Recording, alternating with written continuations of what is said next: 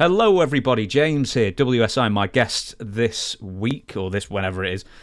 I'm sorry, they're very, very staggered here, Barry. They're not weekly; they're every other week or every 10 days. But thank you very much for joining us, and thank you, Barry, as well for coming. I was going to say the other half of Demolition, but the equal 50% Demolition member. Although you weren't in for the first couple of matches, were you? No, I wasn't in for the first couple, but James, great to talk to you, and thanks for having me. Yeah, Randy Cawley was the start of the whole part of the Demolition. We'll get to Randy later on, but the first thing I've got to ask is, who's the better golfer, you, Gene Oakland, or Larry Zbyszko? Well, that's pretty tough. Larry Zbyszko is a pretty good golfer, but when I was playing all the time, I'll say Larry, but I was right there. Oh, you yeah? know, and Gene, we're all three pretty good golfers. Let's put it that way. You scratch? Yeah, at one time I was. Yeah, Really? Like from what? Because I like a bit of golf. I can't play at the moment because I've got a knee issue. yeah, But yeah. I was a 7 handicap was my best, but some days I was a lot better than a 7 handicap. how often do Some you? days I was worse. How often do you, or did you get to play? Well, for a while I was playing every day, Mm. and like lately now, I've had knee surgery. I've had a few surgeries, so I haven't been able to play. But and then when I'm on the road, I can't play. So, but at one time I was playing every day, and my wife worked at a country club in Minnesota, Rush Creek, and I could play as often as I wanted to. So I was playing 36 holes a day. Damn. And one of the guys I golfed with, he was a golf pro there, so he taught me a lot of things too. So it was a fun time. Are you one of those people? Because I can't do this, where you can just like have a couple of beers while you're doing the rounds. Because I can't do that. No, no, I couldn't do it either. If I had a beer, it messed me up big time, and then I just wanted to have more beer.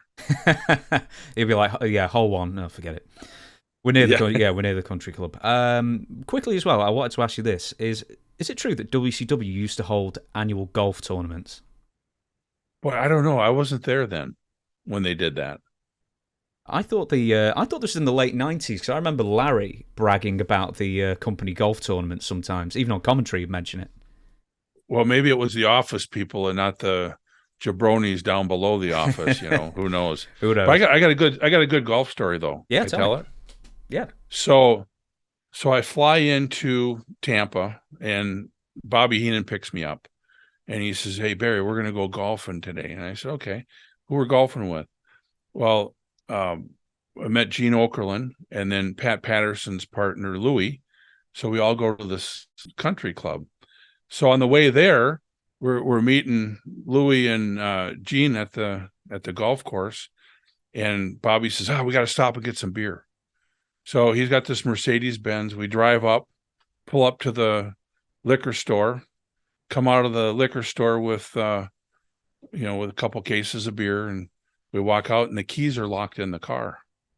And he looks at me and he says, "You're the repo man. You can get in here." I says, "Well, you're the brains. You should be able to get in here." And we laughed, and it was just funny that came out like that. But that's how Bobby Heenan was. And we called the police department. And they came and they got us in the car. And what a day of golf with Gene Okerlund, Bobby Heenan, and Louie. I mean, it was fantastic. If only they had cameras on the buggies. If they would have had cameras out there, yeah.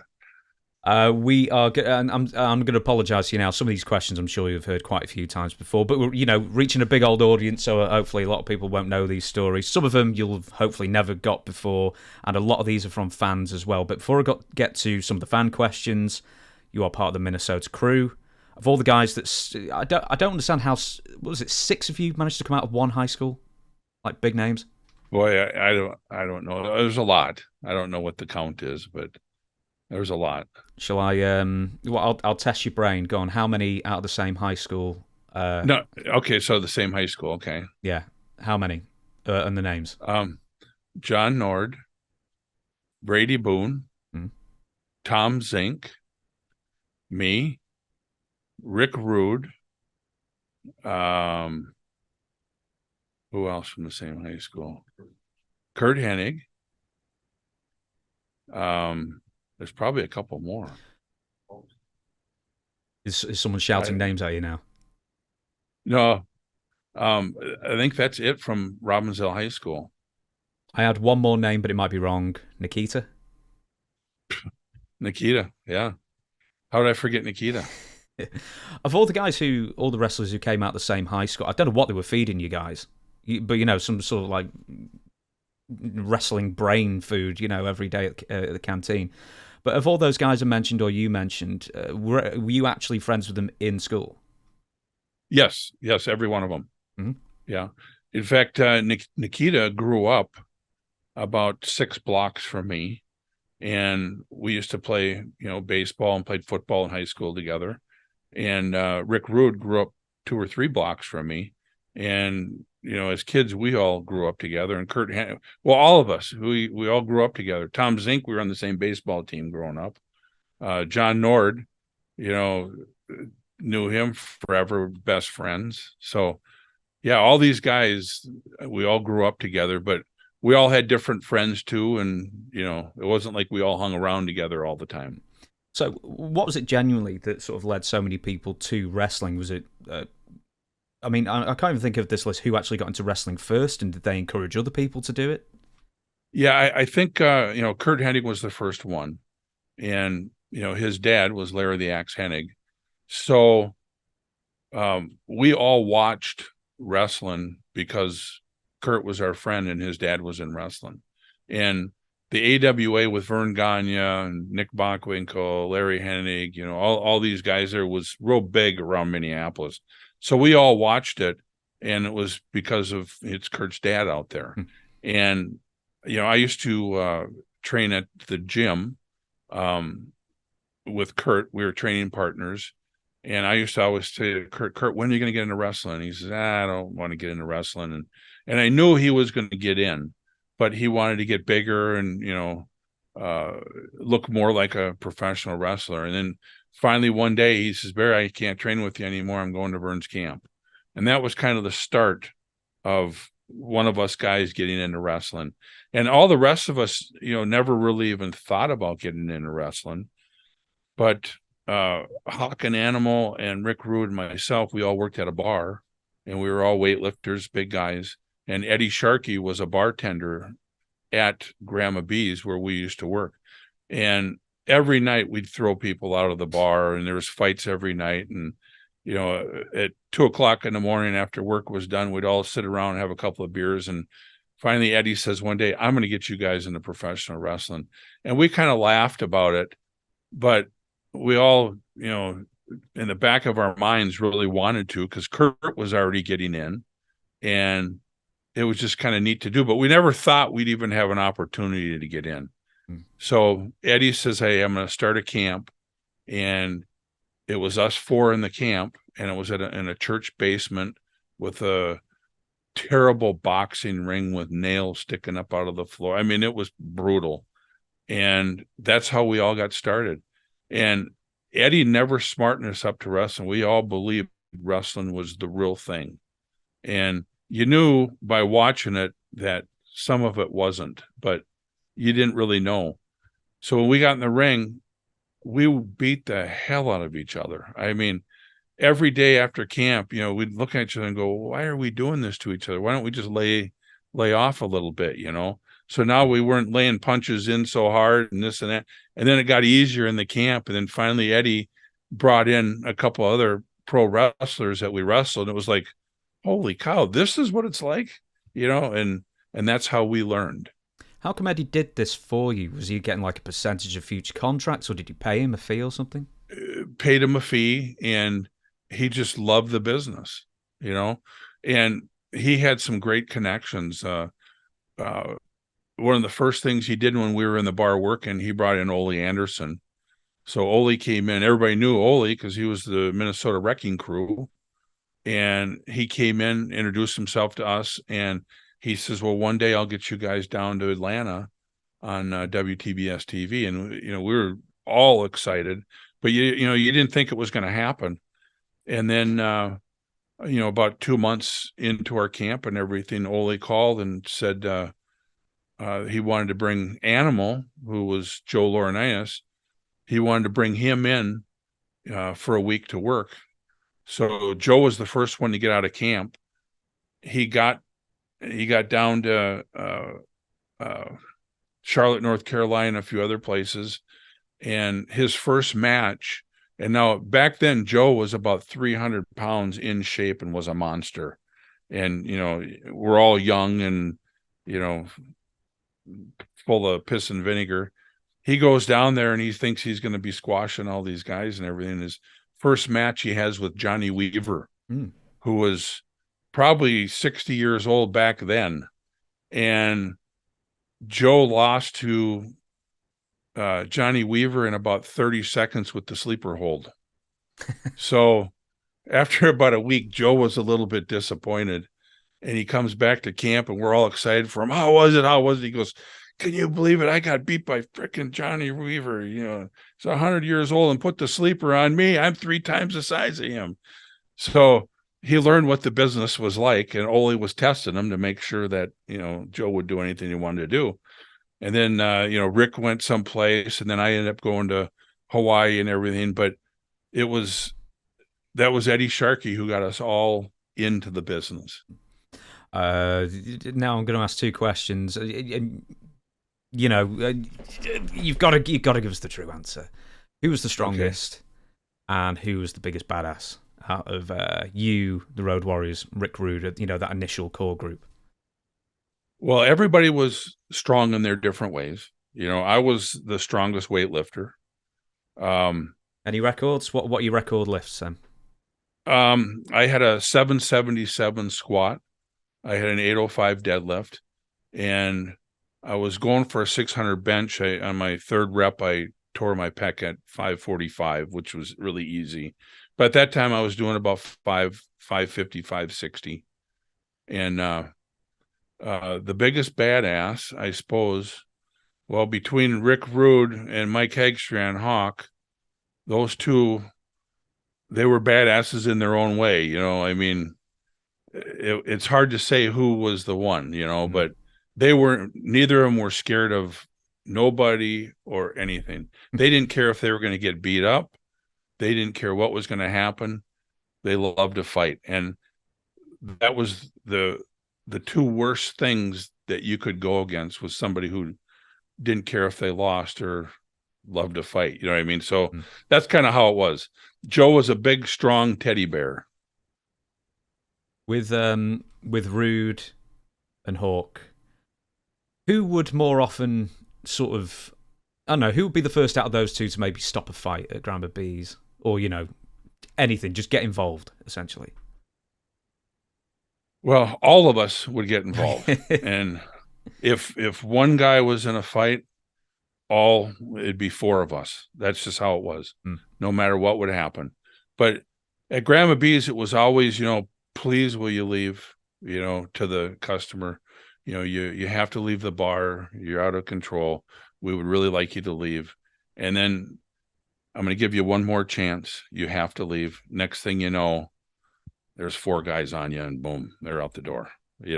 That's how it was. Is the Roadhouse rule, the cooler? Is Roadhouse is quite true to life in that sense? Yes, it was like that, because you didn't want lawsuits, and the police department was fantastic because they all knew us. We were friends with them, so they knew that we're not just going to jump on somebody. We're going to, give people breaks and everything. But then you had to get them out of there. I mean, it was just one of those things. And the bar was so crowded all the time. It was a strip bar during the day, and then they had live bands at night. So by the time the end of the night would come, the people were just wild, So great place, though. Huh. It sounds like the kind of place that you just don't do anymore. They don't do it anymore. It sounds like a shame. And you couldn't throw people out of the bar like we did back then either. Back in the old days, eh? I hate to say this, we're going to start skipping questions here and there because I've actually written 7 pages for you. We'll never get to all of it. 7 pages. Listen, if you're not over prepared, you're under prepared. So I like to be over-prepared with these things. Now, first question from a fan. Geelong United says, to Barry, any hesitation in playing a Russian sympathiser when you were a rookie in Mid-South in 1984? It was kind of scary back then when Bill Watts told me that, hey, I'm going to make you a Russian. It was a little scary, but when I just was in the business probably a year and a half, and I didn't have a clue what I was doing. And when I was a baby face in that territory, I couldn't do a promo. It was hard to do a wrestling match. Everything was hard. And when he says, Barry, I'm going to make you a Russian sympathizer. You're going to be with Nikolai Volkov, and you're going to hold the shovel up, and you're going to tell everybody you're going to bury everybody in America. He says, you're going to have so much heat. You're going to learn how to work. So when he said that, I was so fired up, and it was like a light went on, and I learned how to work just real fast because you had to. And as soon as Nikolai and I got a little bit more heat on somebody, the crowds were coming in on us. And I mean, it was like it was so easy. The wrestling business all of a sudden came to me. And that's when that next year when I was there, I really learned how to work. So I had it was like, thanks to Bill Watts for making me the Russian sympathizer. It was great. Your Demolition partner, Bill, was saying before that the worst riot he ever experienced, he got stabbed. Have you ever? Yeah. You've never been stabbed, I don't think. But what's I've the never worst been riot? stabbed. I was in, I think it was Tulsa, Oklahoma, or Oklahoma City, one of the two. And my memory's not real good on a lot of things, but I was wrestling Hacksaw Jim Duggan in a coal miner's glove match. And I was getting beat by Jim Duggan. Jim Duggan was on his way up the pole to get the glove. And Nikolai came out and pulled Jim down. And I ended up crawling up, getting the glove. And Nikolai was holding Jim Duggan, and I had the glove, and I was getting ready to hit him in the head with it. And you could feel the crowd starting to come down on us. And a cop who was sitting in the chair next to the ring, he took the chair and put it in the ring to help Jim Duggan. And Nikolai grabbed the chair and hit Duggan with the chair. And then I had the glove, and I was hitting Duggan. And the crowd came and started beating up the cop because he thought the cop was in on it, helping us. And then people were jumping out of the second deck and coming down. And I told Nikolai, I said, Nikolai, we got to get out. And Nikolai goes, just a little longer. And we were punching. And I mean, probably 15, 20 guys hit the ring. And Bill Watts always had everybody in the dressing room. When that happened, they had to come out and help. And when they were coming in the ring, we were hooking and jabbing and knocking people down and doing everything and trying to get out of the ring. And then finally we got some help from the back, and they got us an aisle to come out. And I thought that the whole crowd was coming to get us, and we wouldn't have had a chance. But we were punching guys and kicking people and doing everything we could to get out of there, and we got out of there. But what was crazy about it is Nikolai and I, when we flew in, we got a cab, and we told the cab, we drove down underneath into the building, and we said, now we're going to have our bags in here. This is going to be brutal coming out of here. Now you make sure when we come running out of that ring, you be ready to go. And he was just kind of laughing like, Well, when all this was happening, we got in the cab, and I told the cab, I said, let's go. And there they had a ramp that went up out into the parking lot. And the cab was taking its time so long that the crowd got out to the ramp. So now this cab driver's panicking. We're getting up into the ramp. They're throwing bottles at us there. I mean, it's just a huge crowd. And I thought for sure that they were going to stop the car and tip the car because this cab kept stopping. I said, frickin' run them over if you gotta. So we finally got out of there, and we get to the airport, and the cab says, my cab, you guys got to pay for my cab. And I said, there ain't a chance. I told you when we're ready to go, you got to go. So that was one of the scariest. There was quite a few of them, but that was one of the scariest. Do you know what the problem is? Is that I've never known a taxi to go fast once you're in it and the fares and the meter's running. Right, right. That's probably why, right? Yeah, he's trying to get a few more cents out of you, wasn't he? Well, I'm sure that he's not going to take another wrestler anymore after that one, you know. Yeah.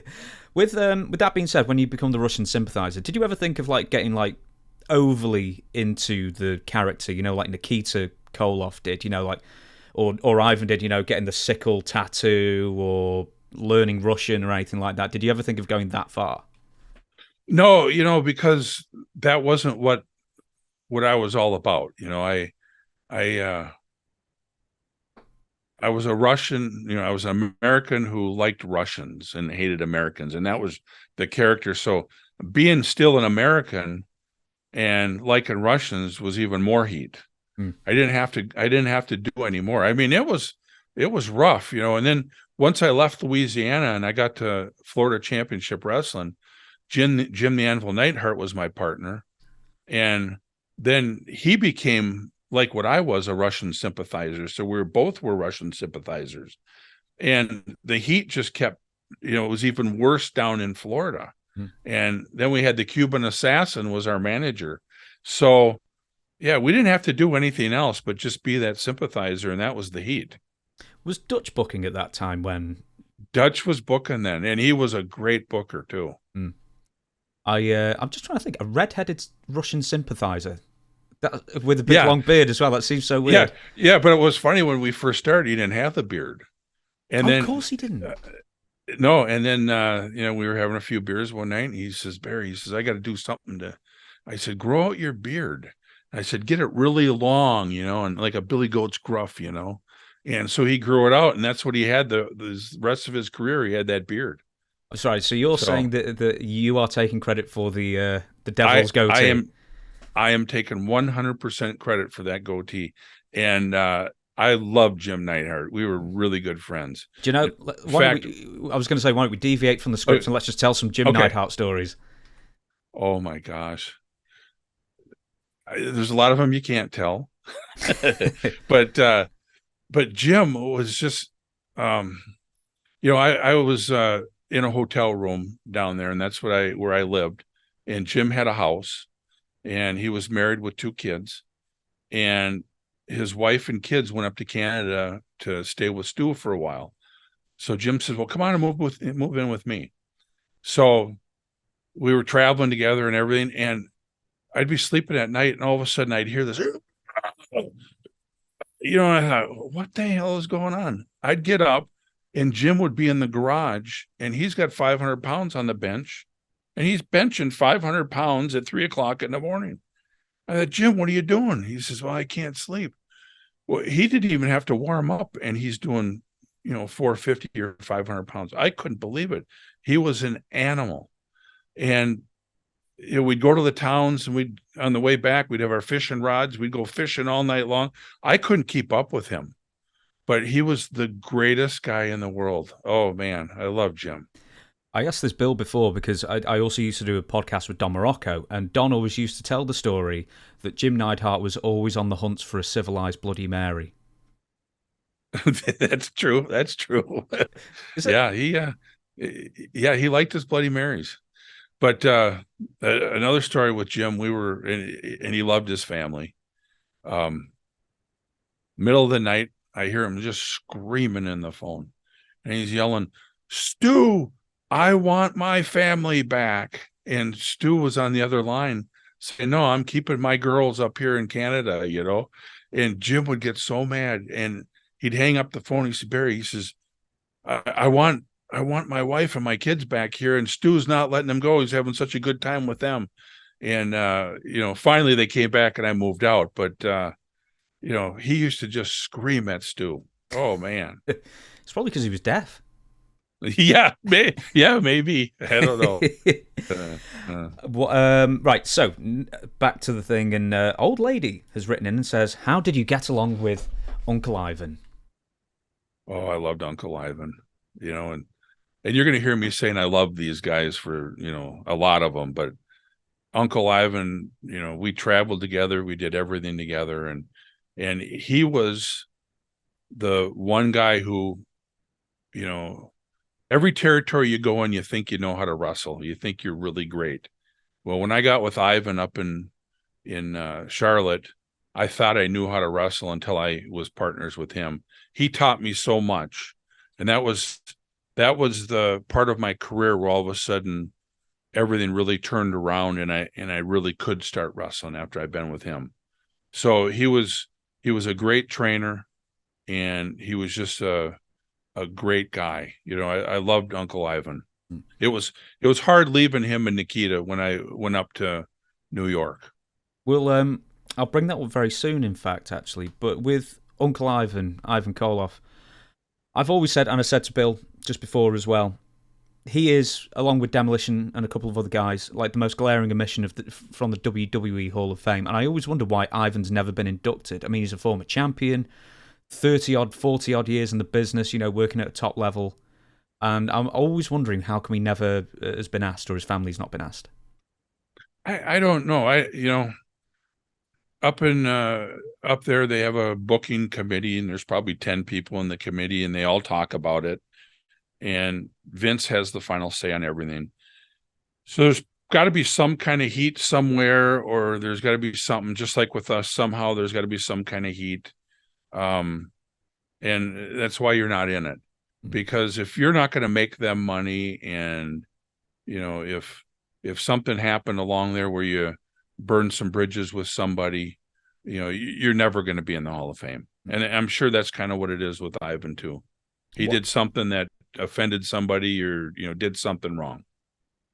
With Ivan, what did it? Because you said before, you go to a new territory and you think you know what you're doing, and then you find out that every city, every town, every territory is different.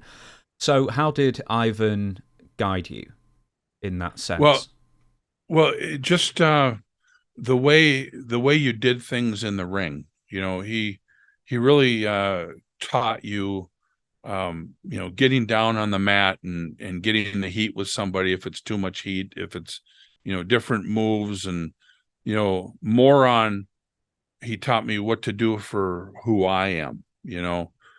Just because I was a big guy didn't mean that I had to work like a big guy.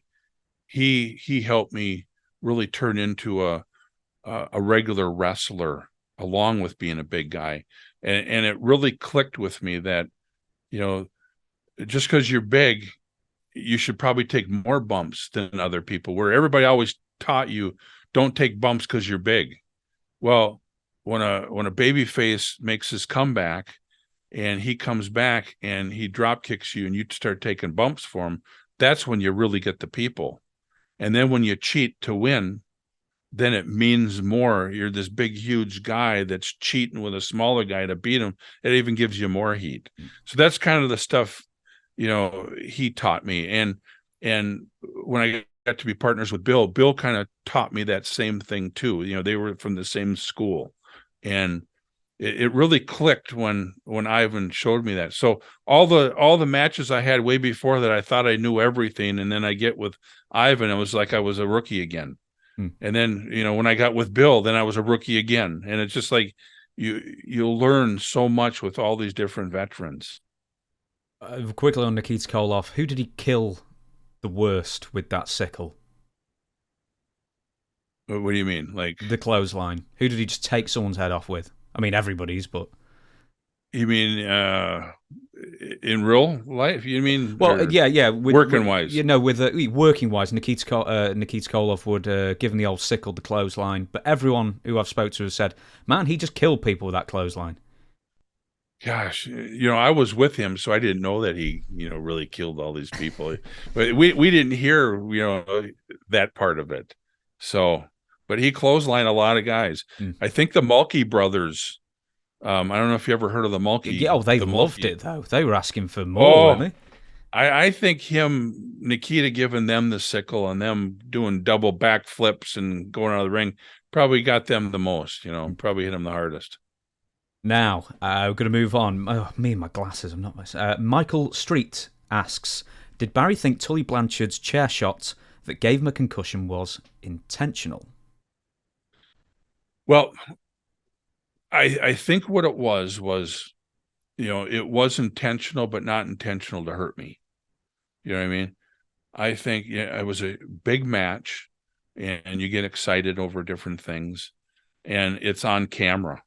And when the camera's on the finish, and it's ISO'd right in on you, when you're watching the TV, you know that part of the match is the most important part, and all the cameras are going to get that angle. You want to lay it in. Mm-hmm. Well, I think he laid it in, and probably laid it in a little bit too hard because I got hurt, but it looked great. But I cracked a vertebrae in my neck. I chipped 4 teeth, and I had a concussion, and I was out cold, and he never even knew that. He just thought he whacked me with the chair.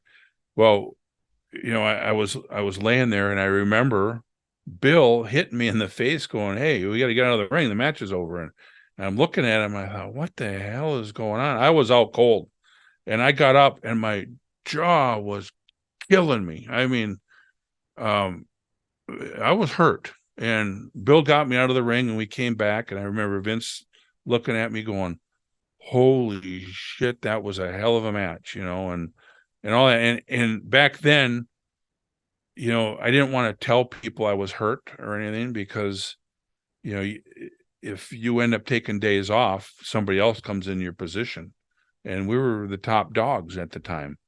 So, I should have went to the hospital and probably should have had a few days off or whatever. But, right away, the next day we're in the next town, and Bill covered for me for a couple of weeks, but I was in real bad shape.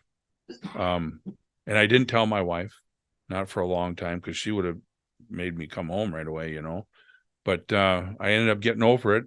But to this day, I'm not right. I used to be math numbers. I was like I don't say I was a genius, but I mean I was really good with numbers.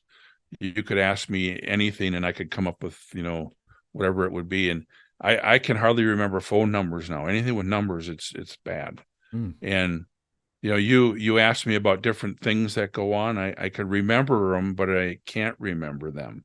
And some things I can't remember at all. And I don't know if that's just from getting old now or what, but ever since then, it's been weird. I hurt a lot, and I got headaches all the time.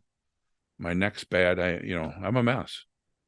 Wow. I mean, I'll ask you about the other things in a second, just briefly. So how come your teeth ended up getting affected? Was it just because you just had your mouth open briefly? And I got hit on the head, and my mouth hit so hard, my teeth hit each, oh man, they hit. I mean, it freaking, nailed me. And like I say, I didn't even know what happened. I mean, I didn't feel it or anything, because as soon as it hit me, I was done. And I go back, and I've seen it a couple of times. I'm like, holy shit, I don't know if you ever watched it up close, but it freaking hammered me. No, that is something that I've never knew, and I'll illustrate to the point. I'd put this in the NWA section because I thought it was Tully and you in the NWA, but thinking about it now, you were both on the bad guy side, so it wouldn't have made any sense. But right. I had no idea that it affected you that badly. Yeah, it was Andre the Giant was outside, and Andre put the chair in the ring, and Bill and Arn were off to the side. Or no, I was covering Arn for the pin, and Bill was with the referee or something, and then Tully got the chair and nailed me in the head with it, and then they turned me over, and Arn covered me. That's when they beat us. Did you ever get your neck fixed? I went in, had x-rays and everything, and there was really nothing that they could do. I just had to be careful, and then it healed, So yeah, it was a bad one. Yeah, absolutely. It sounds like, I'm sorry to say that we're going to follow up on another injury question here. F. Deadly Commissar says, did you legitimately injure your knee during your Mid-Atlantic title defense against Sam Houston? Was Sam scheduled to win the title that day, or was the match changed because of the injury? I can't really remember. I think he was going to win it. Yeah. I was I came off the top rope, and when I hit, I had these boots on that were slip-on boots, and they were like biker boots. And when I came down, all the pressure from coming off the top, and I was so big, I remember when I hit the mat, my foot kind of slipped in the boot, and all the weight, it broke my leg. And I still had about a minute or two left in the match. And Sam Houston won the title from me then, from that. And so that was supposed to happen, but I wanted to finish the match and, have him win the title. So I don't know how I did that, but, he was going to win it. And then I had to, from there, I got back in the locker room. I couldn't walk. And I told Dusty, I said, Dusty, I just broke my leg. And he was looking at me going, Barry, baby, are you sure? And I showed it to him, and it looked like a basketball. And he goes, holy, my God, we got to get you to the hospital. And I said, I'm not going to the hospital here in Atlanta. I said, I'm going to get on the plane. I'm going to Charlotte. So I had my wife call the doctor. They got me in a wheelchair. I got in the plane. It hurt so bad, but it ended up being where I got to the airport, got on the plane right away and got off. It was, a half hour, 45 minutes back. Got there, went straight to the hospital in Charlotte. And the doctor I had, Dr. Ueda, who was incredible, he ended up taking, 2-3 huge vials of blood and stuff out of my knee. And then I had to wait a couple of days, and he did the surgery on me. It sounds really dangerous, actually, getting on a plane as well with a leg that swollen. Oh, it was bad. It was bad. I shouldn't have done that, but you're in a little bit of shock and everything. I just don't want to be stuck in Atlanta. I wanted to get home to Charlotte. Yeah. We've got one more question, then we're going to do our first game. But okay. I sort of hinted at this before. You hinted it, sorry, and I said we'd talk about it. What was the process of you leaving the NWA to accept the WWF's offer to bring you in? And were you going to be brought in to join Demolition straight away, or did you just know you were going into the company?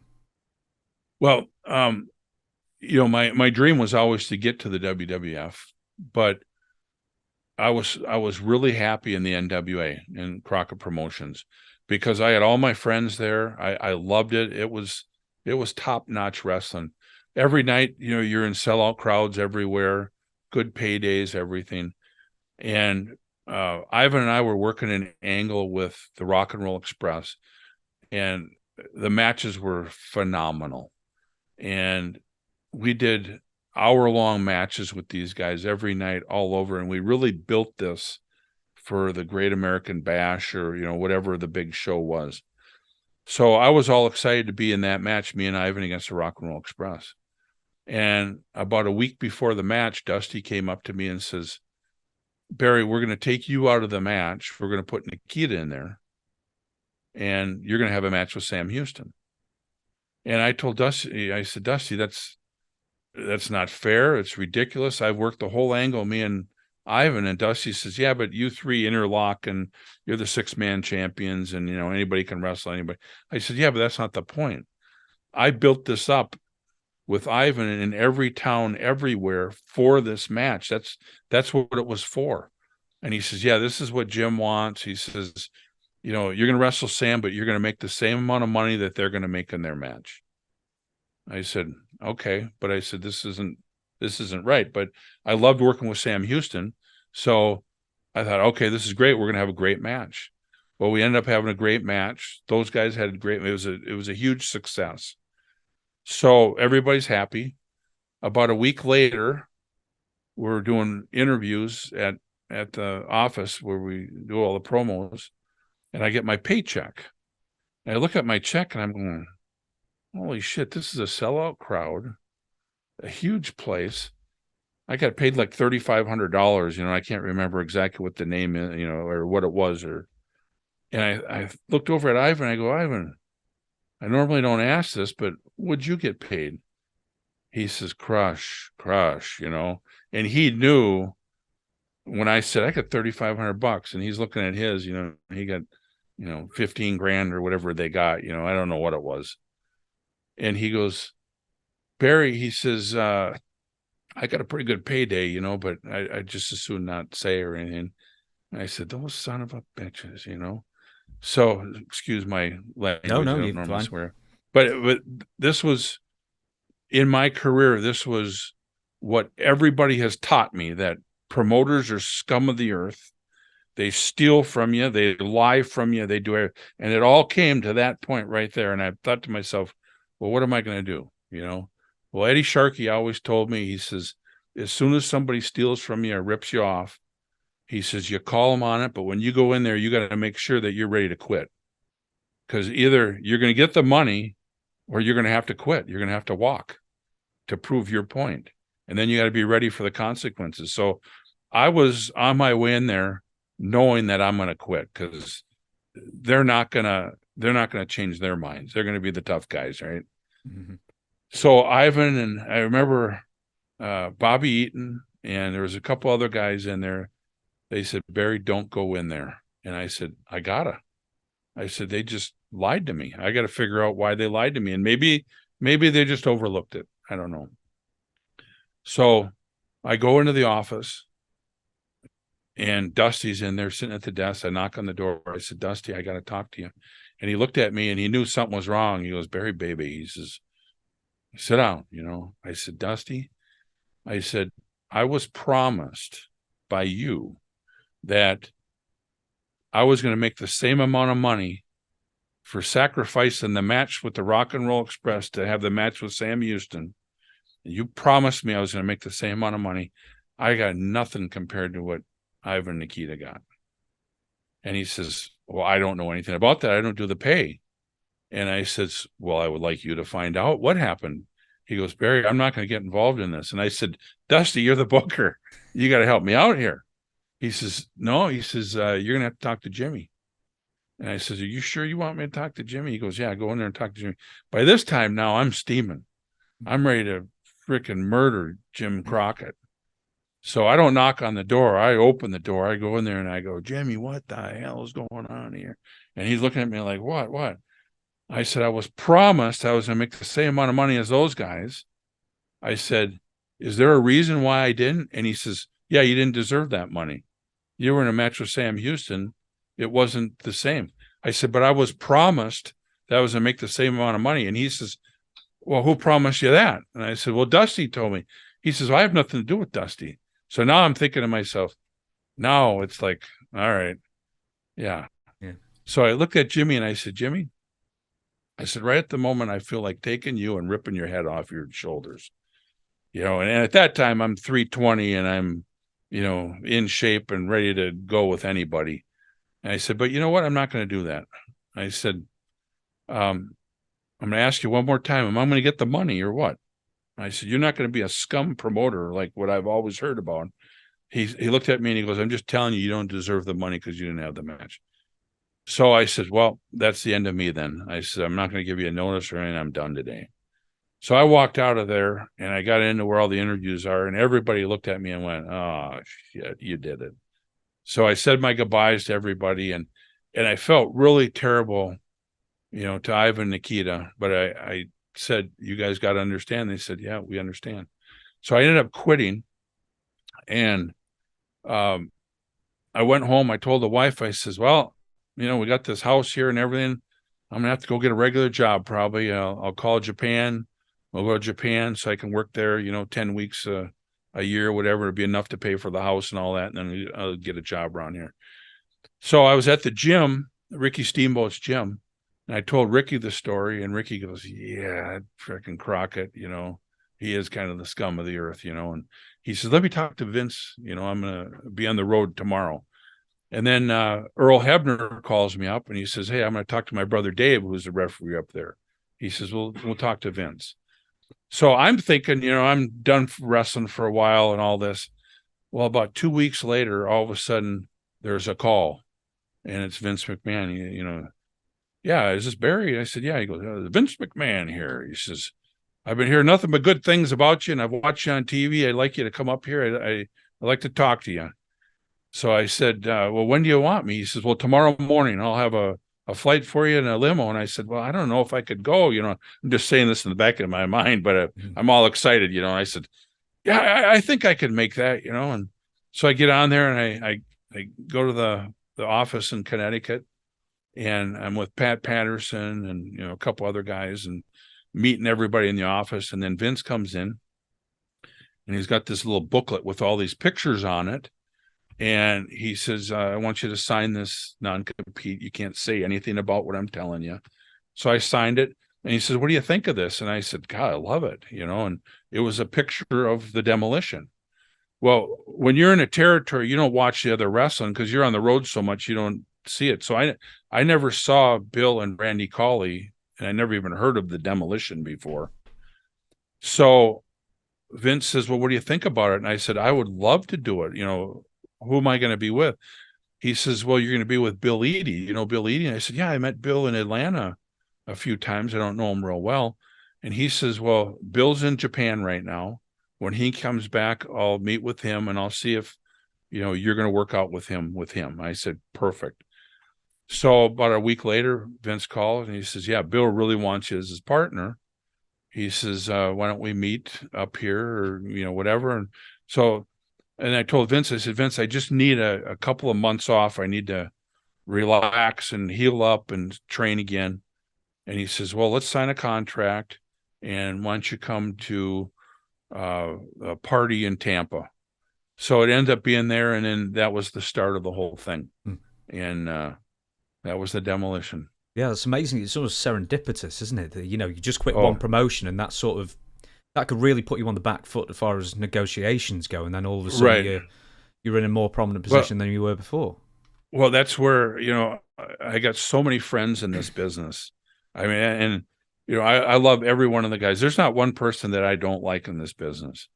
And it was like Ricky Steamboat started the role and Earl Hebner and, and then, it's people that were in the WWF at the time were friends with friends, with Ric Flair and all these guys. And the phone calls go back and forth, what kind of guy is, Barry Darsow and this and that. And, and I've always got along with everybody. So the word was up to Vince already.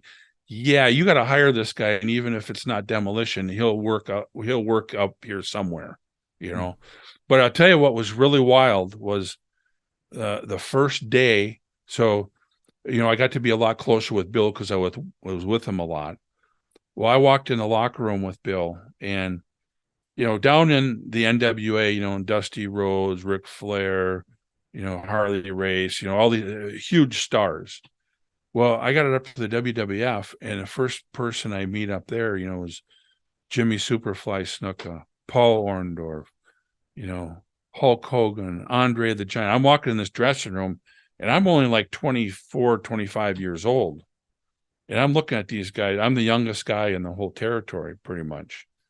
And I'm walking through, and I'm with Bill. So just being with Bill, I was a legitimate guy then being with him.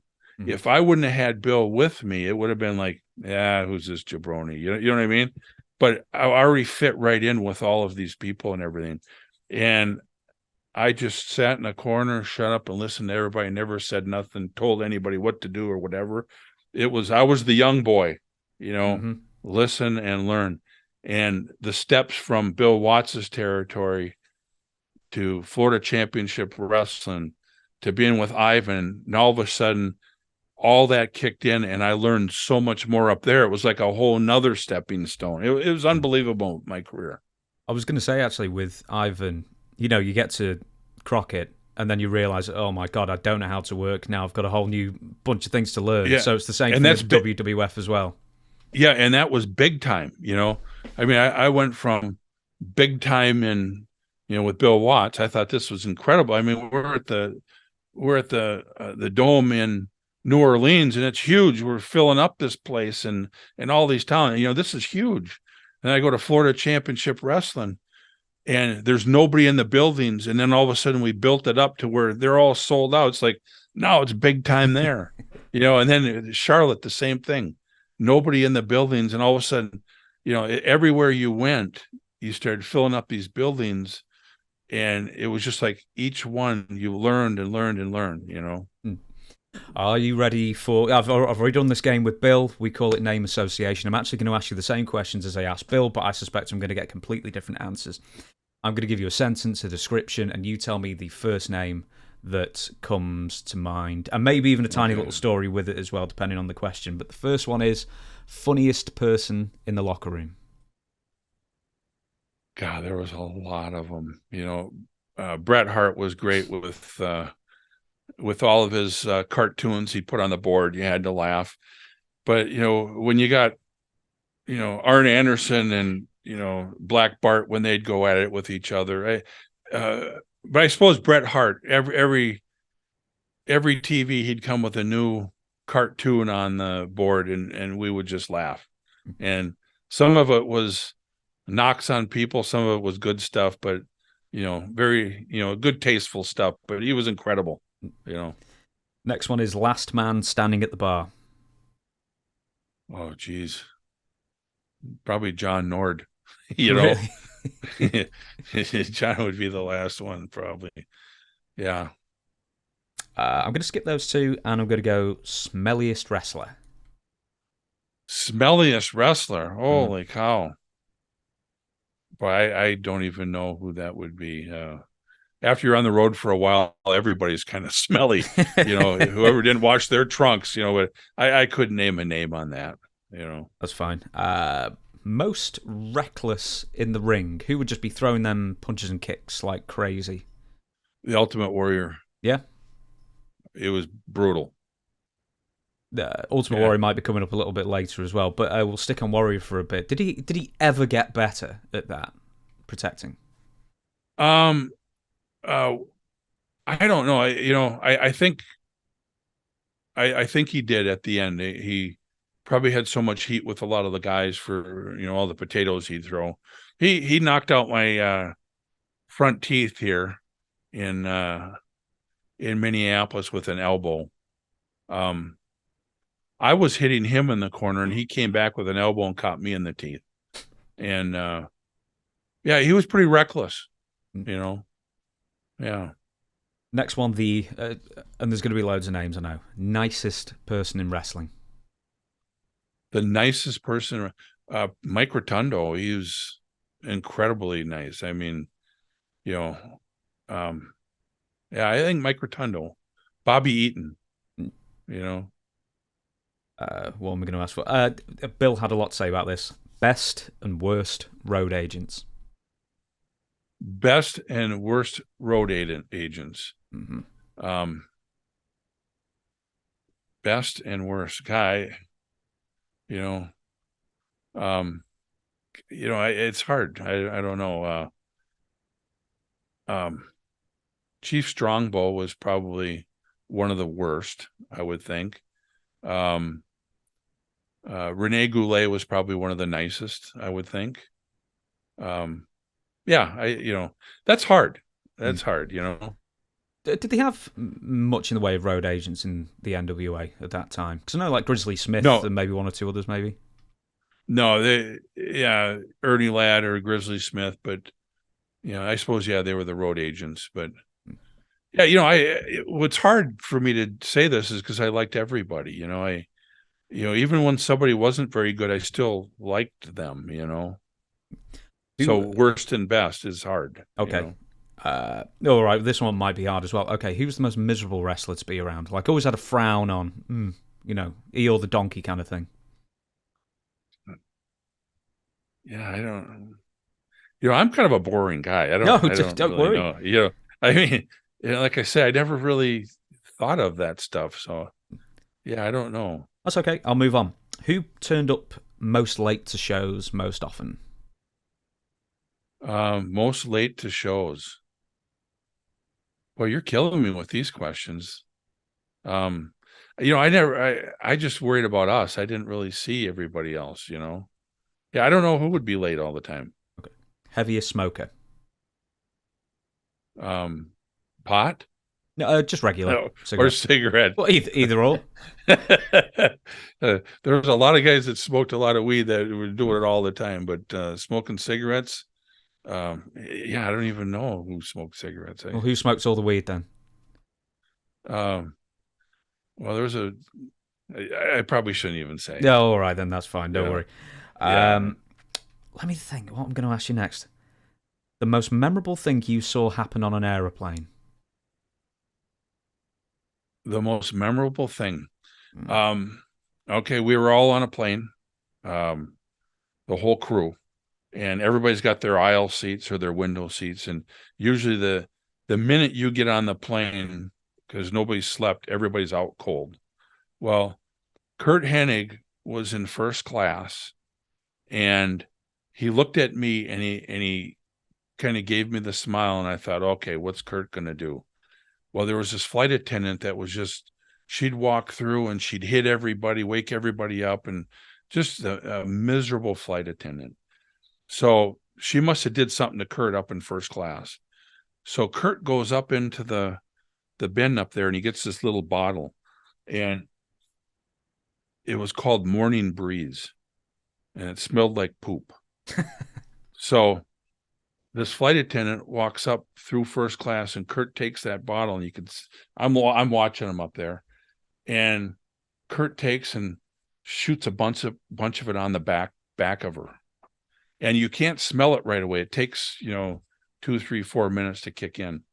Puts the bottom cap back on there, goes up and puts it away, and goes back down. All of a sudden, this lady starts walking down the aisle, and it smells like she shit her pants. And you could smell it through the whole plane. And all the guys are waking up now, and they're smelling this stuff.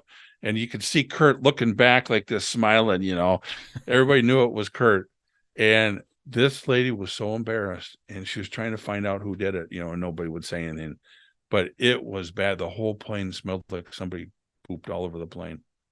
That was a pretty good one. Is that surely not like just a rib on everybody? Now the entire plane smells of shit. Well, it was, and that was Kurt, but him doing it to the lady got her back, so everybody was all excited. So it wasn't, against the guys now. But Kurt was good at some ribs. Who are the best ribbers? I mean, if there's like an Olympics of wrestling ribbers, who takes bronze, silver, and gold?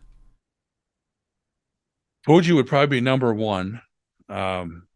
Kurt would be number two, I would think, and then Davy Boy and the British Bulldogs would be three.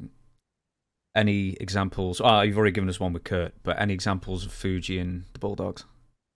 I heard one where Fuji, he got upset one day, and I don't know exactly who it is. I can't remember who it was, but he ended up driving their car in their pool, and the car sunk down to the bottom of the pool. That was one rib he had. Like a Keith Moon kind of affair, then. Yeah. Unbelievable. Fuji had some pretty brutal ribs. As I say, I used to do a podcast with Don Morocco. So I think we just spent half an hour talking about food. Don Morocco was a great guy too. Yeah, absolutely is. I've not. I spoke to him fairly recently. I wish I would have let him know that I was having both of you on. I would have, if nothing else, just got a question from him or something like that. If not, he probably would have jumped on and said hello. One from the Bulldogs then.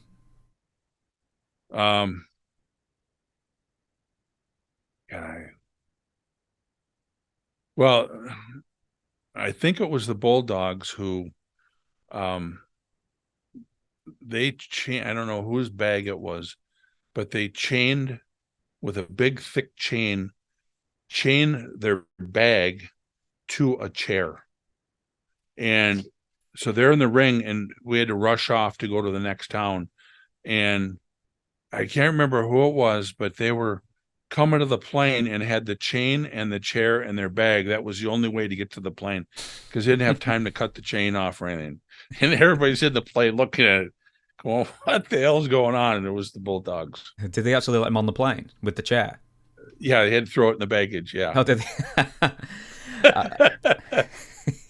Did it actually fit in the overhead thing? Surely not. No, it was underneath the baggage. Okay. It was one of the deals where you had to walk up the ramp to get up to the plane, you. The outside deal. Yeah. Next one is smoothest worker. The smoothest worker.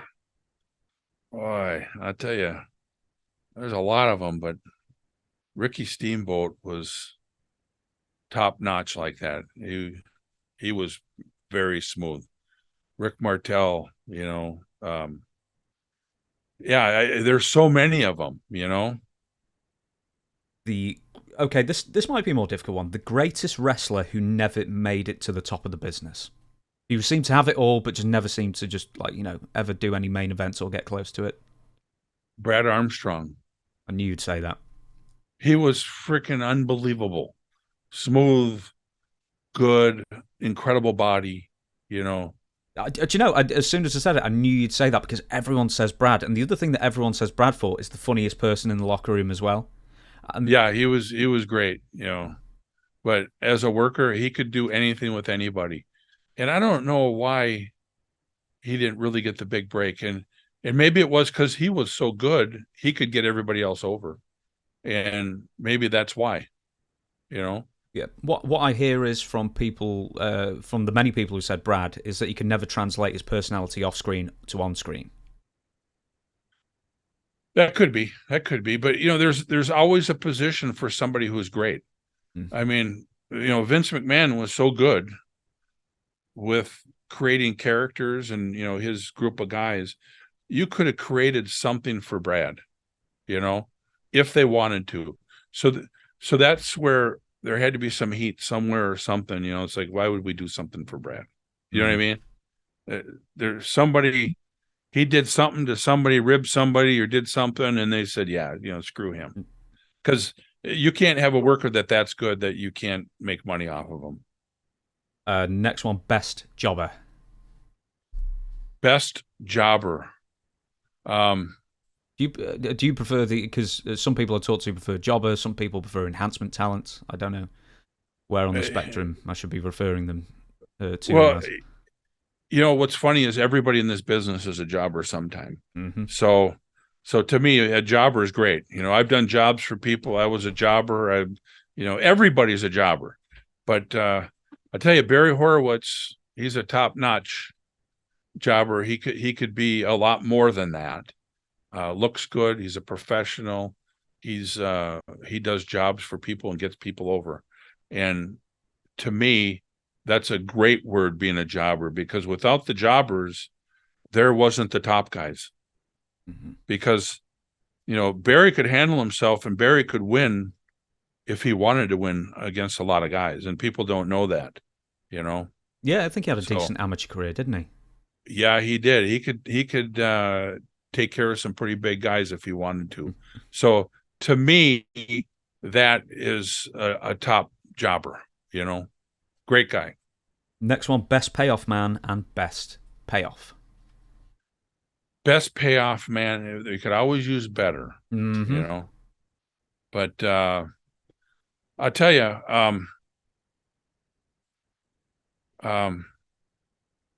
Eddie Graham was really good with me. He took care of me, and I thought he was one of the best payoff guys for me. And he might not have been for a lot of people, but he did me well. Do you remember the best single payoff for a single show? Best payoff for a single show.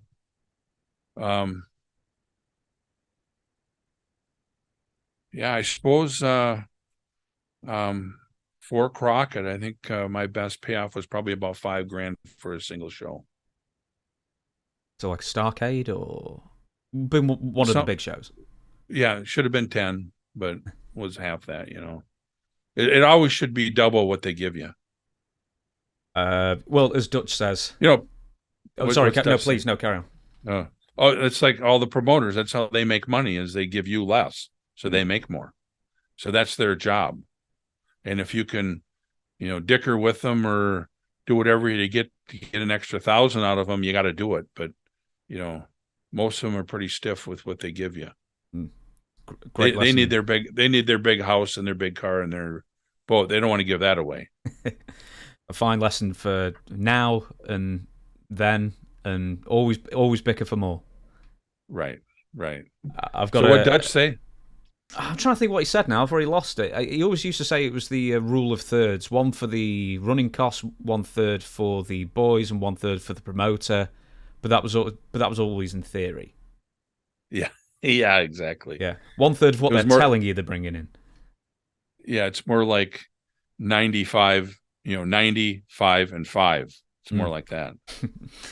I've got a couple more, then we'll get back to some of the demolition questions and everything else. We'll forget best cribbage player, because I don't know why I've written that one. Most legit tough badass. Boy, there was a few of them, Kevin Kelly, Nails, Yeah. he was a tough guy. Haku, um, you know, and they don't feel like, you know, they are. I mean, they're really good guys.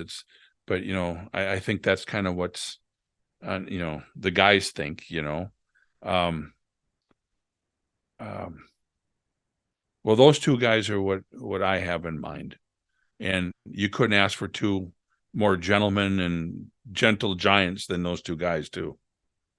Where did Nails disappear to? He just seemed to like drop off the face of the earth for nearly 30 years. Well, Nails is from Minnesota, and like I say, he's one of the greatest guys. When you're friends with him, he would do anything for you. He sells trailers, um, buys them, sells them, does a lot of business. In fact, I just bought a 24-foot enclosed trailer from him, and yeah, he's just south of Bloomington, Minnesota. It's where he lives. So he doesn't go out and do many wrestling things at all. He just doesn't even want to be around the business. No, how come did he just fall out of love with it, or what happened? I don't really know, but he works a lot and trains a lot, and he's with his family, and that's more important to him than anything. Yeah, and rightly so.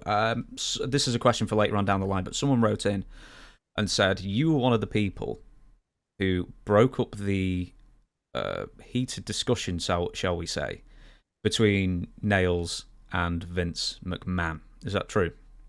No, Oh, really? no, that wasn't me. Yeah, Bill and I were in a different part of the building, and we didn't even know what was going on. And then we heard what was going on, but Sergeant Slaughter helped break up that deal. Did you ever speak to Kevin about that? I think this was after Bill had left, so this was the Repo Man era for you. So this would have been '92. And what did you hear of the whole deal, and why didn't Kevin, why did he go off on Vince like that? I never talked to Kevin about it, unless he would bring it up to me, but he never did. But he got screwed on a payoff, from what I heard. I heard Boss Man made a ton of money, and Kevin got a check for almost nothing, and that's what it was all about. But it could have been some other things too that built up to that. It's always the promoters. It's always the money, isn't it? It's always the money. The promoter's going to steal. They're going to lie. They're going to cheat. They're going to do everything to make money. And I normally don't say that, but it's like a car salesman. A used car guy. This is the best car I've ever seen in my life. Well, they don't even know anything about that car. They're going to do everything they can to sell that car to make money. And money is the root of all evil. Mm-hmm. So is it one of those things where you're going to get screwed? It's just how and how much. Yeah, how much can you take? You got to be happy with what you get. And then when you're not happy with that, then you got to talk to them. And like Eddie Sharkey always said, when you go in there and talk to them, you got to make sure that you might quit. And you gotta, because if you take that payoff down the road, he's going to even test you more. Instead of giving you the $3,000, he'll give you $1,500 and see what you say about that. And some of the guys just keep doing that, and pretty soon they're wrestling for almost nothing. They don't say anything, but they got a job. What's more important, the job or making a living? The very last one on this list, and it's the one I always say for the end: most memorable backstage fight. I don't know if I've even seen one really that I can remember. Really? I can't remember a backstage fight. That I've seen. I know, Rick Rude, he was one of the tough guys too. I think he brought the Ultimate Warrior back in the shower and slapped him up pretty good bit. I Really? didn't see it, so I haven't seen one. Yeah, because the Warrior potatoed Rick a bunch of times. And Rick, when he worked, he would work with anybody. He flew for people, but Warrior didn't work with them, and so Rick got him in the shower and put the boots to him a little bit. The wrong person to not You work don't with. want to do that because, like I said earlier, Rick Rude is one of those guys that would fight anybody at any time, even if he knew he was going to get beat up, but he'd get his shots in, and they'd be tough ones. I used to box with Rick. It was about four of us were best friends, and we'd go over to Rick's house in his backyard, kind of had a hill and it was a fenced in area, and we'd have a few beers and everything. And Rick would bring the boxing gloves out, and there were some pretty big gloves. And Rick was a hell of a boxer. And I couldn't box with crap, and I'd hit him a few times. He'd hit me 10 times. I'd hit him one time. But then we'd take each other down, and get on top, wrestle a little bit. And then it was a little bit more of an even deal because I was a lot bigger than he was. But he used to always tell me he just loved fighting. He lived to fight, where I never wanted to fight. You fought if you had to, but he loved it. He just that was it was like a pit bull. He just loved to fight. Did you ever arm wrestle him? Yes, he beat me pretty good. I wasn't a bad arm wrestler, but he was a great arm wrestler. Him and Scott Norton were the two best arm wrestlers I ever knew. Did they ever, the two of them, see who was the best? I think Scott would beat Rick because of the weight. I don't know if they ever wrestled each other. No, I'm You have trying to to ask think as Scott well. that. Yes, I'd love to know that. That would be a good one. I don't know if they ever are. At least I never heard it. So, but when we were 16 years old, Rick, a friend of ours, Joe Jakes, and myself, we went down to a bar. It was called Ichabod's Bar, and it was the state arm wrestling championship. So Rick is 16 years old, going against 20, 25, 50-year-old men. We snuck into the bar. Rick got his name on the list. Rick ended up winning the arm wrestling championship out of all the guys in the Ichabod's arm wrestling contest. And that was big. Mm. And then they found out he was 16 years old after, and didn't win the prize. And he was pissed, but he won the arm wrestling tournament. Do you remember what the prize was? Yeah, it was like dinner for 5 and all the drinks and everything you could have, and then you got so many drinks for a year. It was that kind of a deal. Hey, for a 16-year-old, for 16-year-old, that's better than Yeah. that's better than 1,000 in your hand, isn't it? Yeah, exactly. We shall go to Demolition, and a lot of these are completely different questions to what I've asked Bill, because obviously there were so many questions about Demolition when I announced you two guys were coming in. And the first one is Falcon. Asks, when Barry first came in, he had a different face paint every match. How did he come up with his designs he became known for, and the white base with the red and black design? So I didn't realise you had a different design like every TV. Yeah, and you're doing it on the fly. You don't even know what you're doing. So at the beginning, it was just like, let's try this, let's try that. And you try to figure out what looks good. And then whatever you thought looked good to yourself, you thought, well, you know what? Maybe I can try to do that same thing. Well, it was hard to even get the same thing done a lot of times. So whenever it switched after a while, it was because I couldn't remember what I did the next time. I mean, it's hard to do that, and sometimes you got a little mirror like this big because, some of the buildings that you're not in a huge dressing room with a giant mirror, so that's kind of how it was. Whatever you thought looked good, that's what you did. Are you like a big Kiss fan? And that was part of the inspiration, or? No, not at all. It just did that. I never even really watched them or anything, Okay, we've got quite a few questions about face paint here, so I'll pick a couple of them. People are very, very interested to know. And Tim has asked, why did you always leave your eyes unpainted? Because I didn't want paint in my eyes. Fair enough then. Was it just getting it in there? Yeah, it's hard.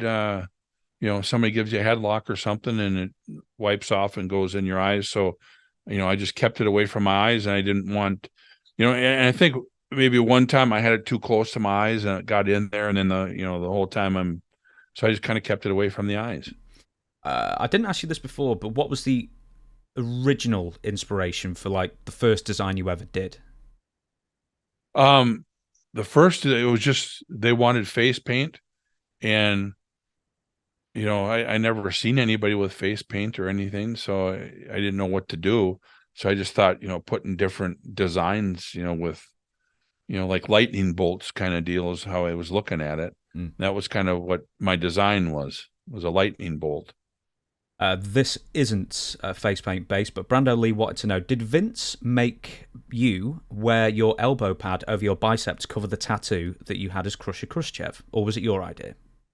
That was my idea. And what started it was I had like a stinger. Somebody hit me with their head in my arm really hard, and it was killing me, and I could hardly raise my arm. So I put that pad on, and then that's what started the whole thing. And I thought, well, shoot, that's kind of the gimmick. I'll just keep it on there. So now, that's a weapon I could use, Speaking of which as well, when I was talking to Bill, he said, well, we couldn't use Randy Colley because he was getting recognised too much and people were chanting Moondog. So, you are already established in the NWA. Did many people recognise you under the face paint as Smash?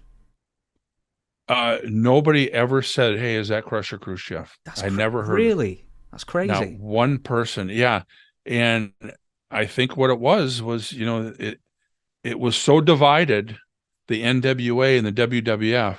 You were either a fan of the NWA or a fan of the WWF. And I think that's what it was. And I wasn't, a Ric Flair or Dusty or Harley. So, I was just another wrestler that they didn't recognize who I was. I find that crazy. There must be some crossover. There must have been someone who came up. Well, to you. when I became the Repo Man, nobody even knew that. There was only a few people that even knew that I was the Repo Man. Really? People to this day come for autographs and they go, "Who was the Repo Man?"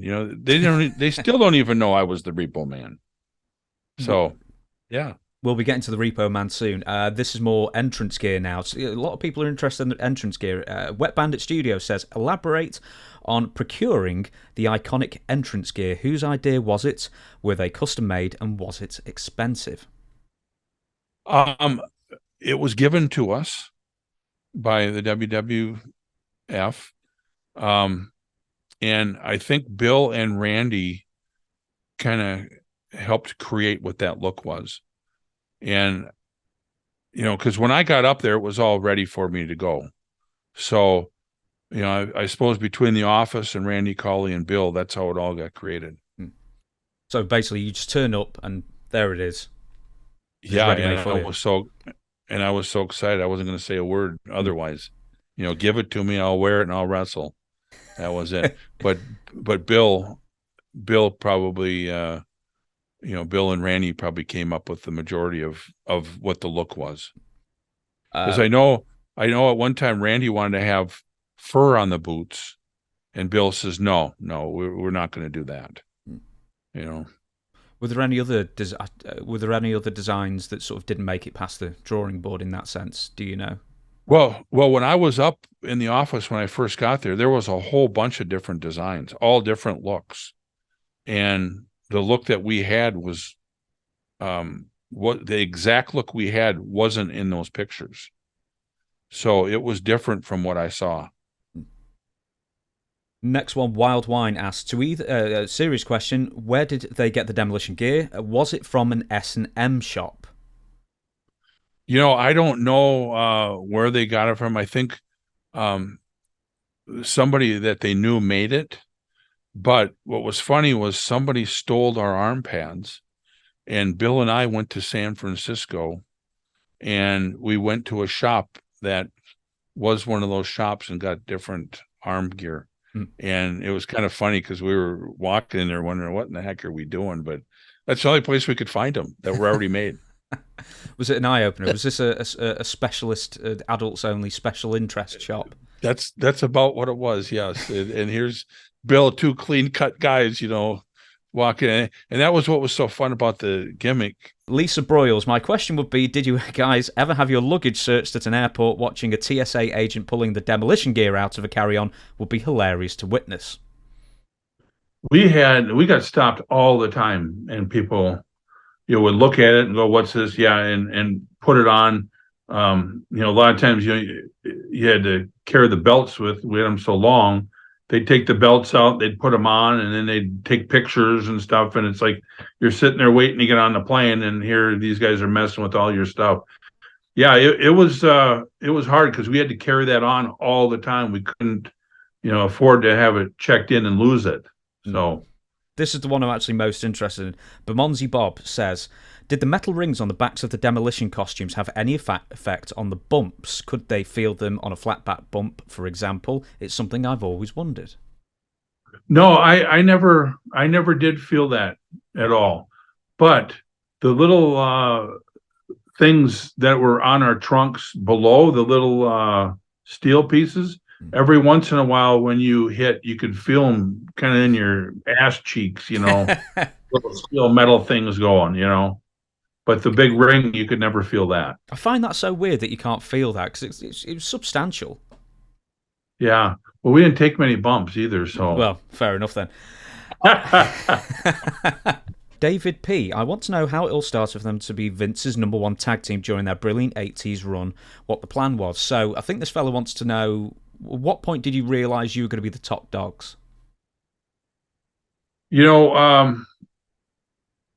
We never were told that. It's just, it was in that era, it was the greatest tag teams of all time. Every single person could have, or every tag team could have had the belts for a long period of time. But it just seemed like the crowds were really getting behind us as heels. And the way we worked, we beat up everybody. But then when the baby faces came back on us, we flew for them. It seemed like every match we had with everybody was really a good match. And that's kind of when, after about a year of doing that, we kind of knew that, they had to give us the belts because it was just, you could just feel it. But, we never had meetings with Vince all the time and says, hey, why don't we do this, do that? They created all this and did all this, and it wasn't, we had nothing to do with telling them what to do or, asking them. They just did this, So, and Pat Patterson was the booker at the time, and he knew that we were business and we would do anything with anybody. We were for the good of the match. And I think that's why we were champions for so long. How long before you got the belts did you know you were getting the belts? Well, you never really knew you were going to get them, but when Martel and Tom Zink were a tag team, the Strike Force, they were really a good tag team, two good-looking guys. And when we were going to do an angle with them, that's when I knew we were going to get the belts. Because they never told you, hey, another year you're going to get the belts or this or that. It was just like, okay, that night is the night they're going to change hands and you're going to get them. And that was it. So when we did the angle with them, business wise, it should have happened where we got the belts. We did a big angle with them, then gave them back to them. So, I didn't know we were going to keep them for that long, but that's just the way it worked out. Yeah. Then when Tom Zink left and Tito became partners, and that kind of changed everything for them. Fayeson says their entrance song was and is one of the all-time greatest entrance songs. Did they have any input with the song, and what were their opinions of the Demolition entrance music? We didn't have any say on that or anything to do with that. And still to this day, I think it's one of the best songs for guys to go to the ring. But Jimmy Hart, he came to us one weekend and he says, Barry, Bill, we got a song that we're going to get for you guys. It's kick ass is what he said. So he was the one, him and, Rick Derringer and, somebody else, they all created that thing. So we never even knew what it was going to be like, how it was going to sound, what the words were. And when we heard the music, we didn't hear, the song part of it. we both looked at it and went, "Holy shit, that's a hell of a, you know, the guitars and all that stuff in there." So when we finally went to the ring and heard, "Here comes the action," I mean, it was right away. It was like, wow, what a song! And I think it helped make us that song. Well, I was going to say, they're coming to you with a bespoke song, great lyrics. They got Rick Derringer involved. It actually sounds like a song that wasn't. Do you know what I mean? It doesn't sound like it was an in-house produced song. It sounds like a real song you'd hear on the radio. It's a great entrance thing. Are those? And it was on the radio. It was on the radio. Was all it the really? time. Oh yeah, here in the States, you heard it a lot. Yeah. No way. These kind of things, like the clues that you listen out for to go, right, the office is behind us, kind of thing. Do you always look for things like this where they're solidly getting behind you? Well, I never really thought about it. I just, Bill was such a good wrestler, and I think I became good too. I don't mean to be bragging or anything, but as a tag team, we just knew that we were something, even if we weren't going to have the belts, we were going to work the same, do everything the same. The fans knew we were tough, and that was the most important part. If they thought we were tough, it didn't matter if we won or lost or whatever. If we could do it in the ring and make it so it was so realistic, we were going to make it, And like I say, we didn't have to have the belts that long, but it just worked out that we did. And I think it helped other teams get them over more too by wrestling the tag team champions. And the worst thing is if you give somebody the belts and they don't make other people look good or anything. I thought every tag team we wrestled, we brought them up to another level.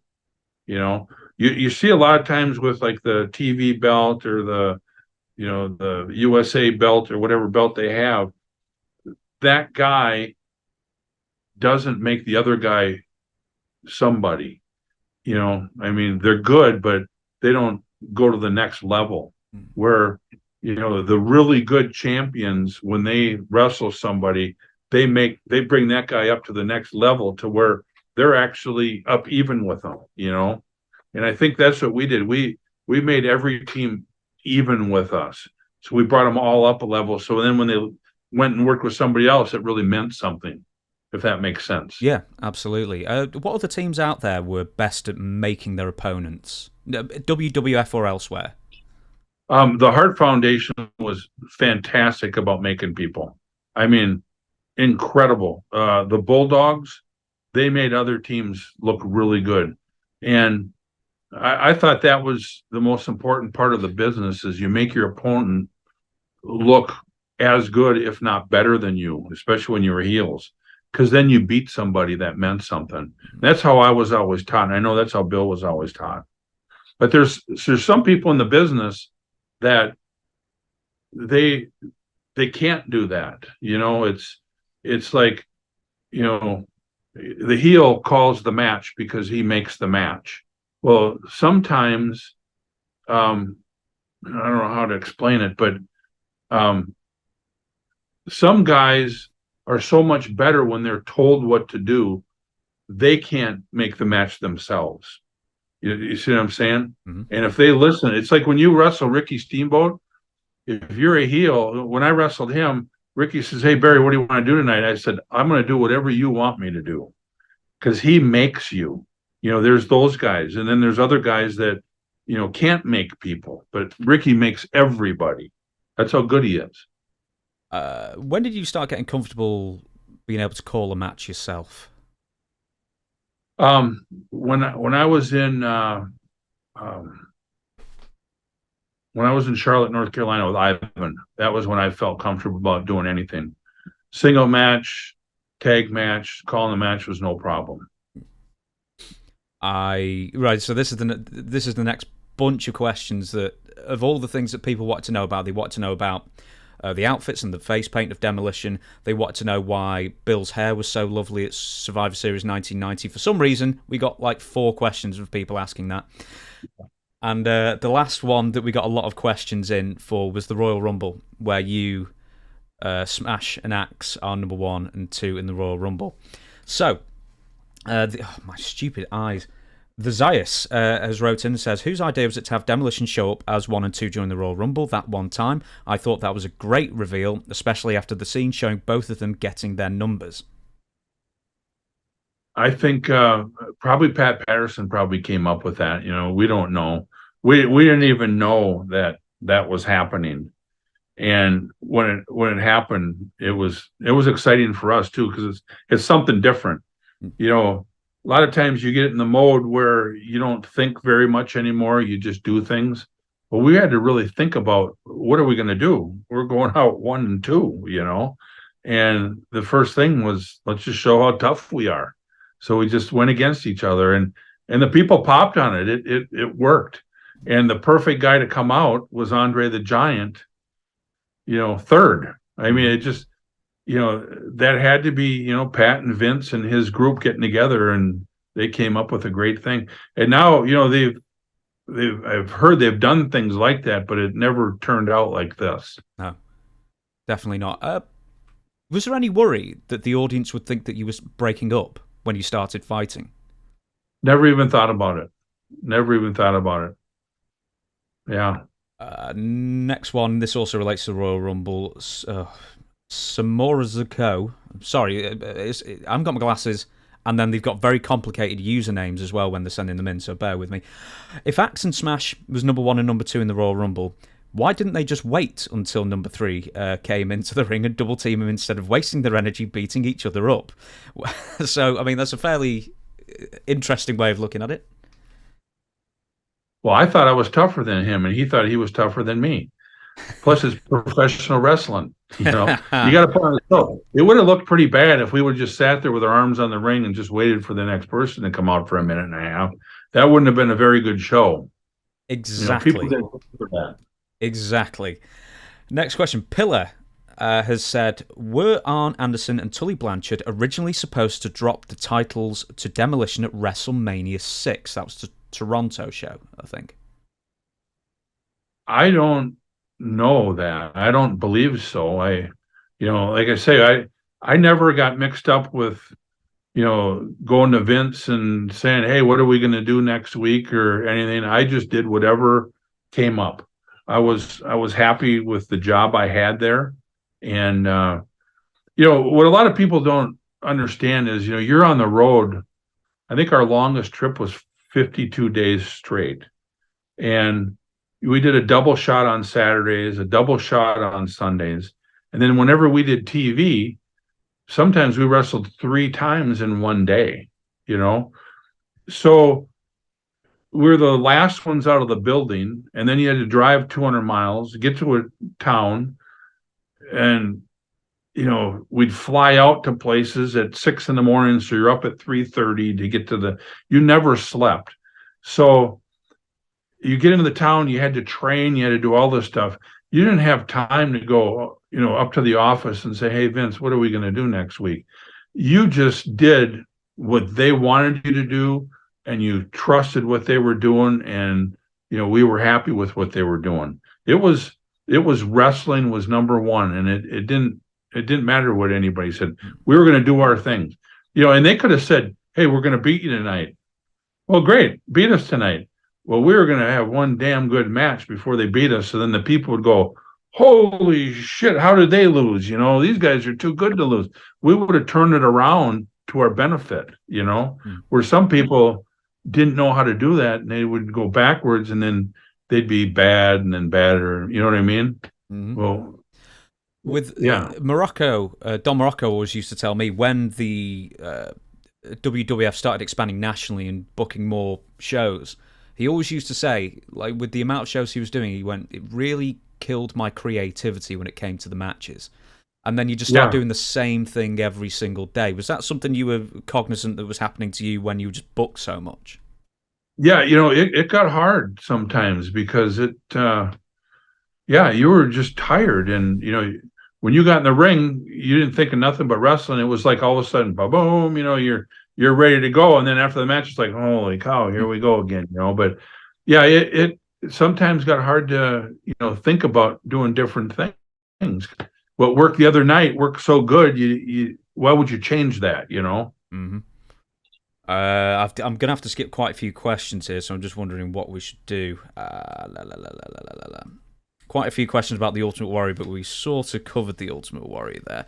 But I'll tell you, I didn't ask this Bill, but I'll ask this you. So Bill told me, the story, he'd had so much fish, so much shellfish and that kind of thing, that it ended up causing a heart event, essentially. And Vince McMahon, I mean, how could he not, got wind of it? And then how long between the heart attack or the heart issue with Bill and then Crush being introduced? How big of a gap of time was there? Boy, I'm thinking it was pretty much right away. And we were off for 3, 4, or 5 days or whatever it was, and then when Bill got sick, Bill never called me or anything. I didn't even know anything about it until we came back on the the next trip, and then I found out about it. Well, right away they brought Crush in because we had all these dates that we had to fulfill. The Demolition were going to be there.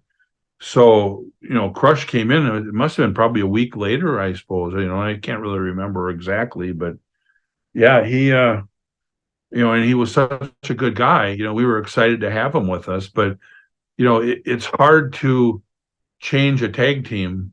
You got the top tag team in the WWF at the time, and all of a sudden your main guy is gone. You bring in somebody else. It was really tough on Crush, Did you realize that Brian Adams, I always get mixed up with Brian Adams and Brian Clark, but it's Brian Adams. Did you realize that he was a pet project of Vince's already? Or was that the first time you saw him? He was like, hello, I'm your new tag partner. That was the first time I saw him, and I think I met him one time in Portland, Oregon before, but yeah, I didn't know that Vince was grooming him before that or anything. You kind of get your own bubble, Bill, Fuji, and I, we went on our own. We went to dinner together, lunch together, went to the same hotel, trained at the gym. We just lived with each other all the time. And you kind of get in that bubble. You don't know what everybody else is doing. And really, you didn't care, You were just trying to survive yourself and, get in touch with your family at home and try to get home. So I didn't know what Crush was doing or, what anybody was doing. Now, you're sort of the veteran of the team now, so were you trying to come up with certain things to try and get Crush accepted by the audiences every single night? What were the little tricks you were trying to do to have Crush like a viable replacement? Well, what I was trying to do with Crush was he was bigger and stronger than I was. So I tried to, get him to do that role a little bit more than what I was doing. And so it almost kind of where I was taking more bumps than he was, kind of a deal. And that was really the only thing that we tried to do different than Bill and I, because Bill and I were like equal. He'd take bumps, I'd take bumps. We do it all. So I tried to kind of do what Ivan Koloff taught me. I'm a little bit bigger and stronger than Ivan. Ivan was more of the worker part of it. So then I tried to, with Brian, be more of the worker part of it than Brian was. And it seemed to work. Very briefly before I move on from Crush, and I remember this very, very well, and someone else wrote this in as well. WrestleMania 7, that's the one in Los Angeles. I think like Sergeant Slaughter's and Hulk Hogan's on top on that one. And you face Kitao and Tenryu on that match. And I remember watching that at the time and thinking or maybe when I was a bit older and I sort of understood wrestling a little bit more, I always looked at that match and thought, is someone upset with somebody? In that sense, because for whatever, I don't know if one of the Japanese guys wasn't sort of reacting properly, and the match was very quick, and you guys lost, which was a huge surprise as well. I don't know what the whole story behind it was, but we had a longer match prepared, and then last minute they come up and said, "Hey, you got 10 minutes total instead of 20." Well, that completely changes the deal. I think what it was, Tenryu, he was a top guy, great guy in Japan. And I think getting him in WrestleMania and beating us, the Demolition, brought him way up in Japan wrestling a lot more, him and his partner. And I think it was just we were stepping stones to help them out in Japan, is what I think it was. Now, before we, oh my goodness me, I'm looking at the time as well. I've got so much to ask you. There's a part 2, there's a part 3, there's a part 4 here. I'm telling you, I'm actually going to skip something I really want to know about the Hasbro figures and the LJN figures and stuff like that, and I'm going to skip that as well. Do bear with me 1 second. We've already asked that one.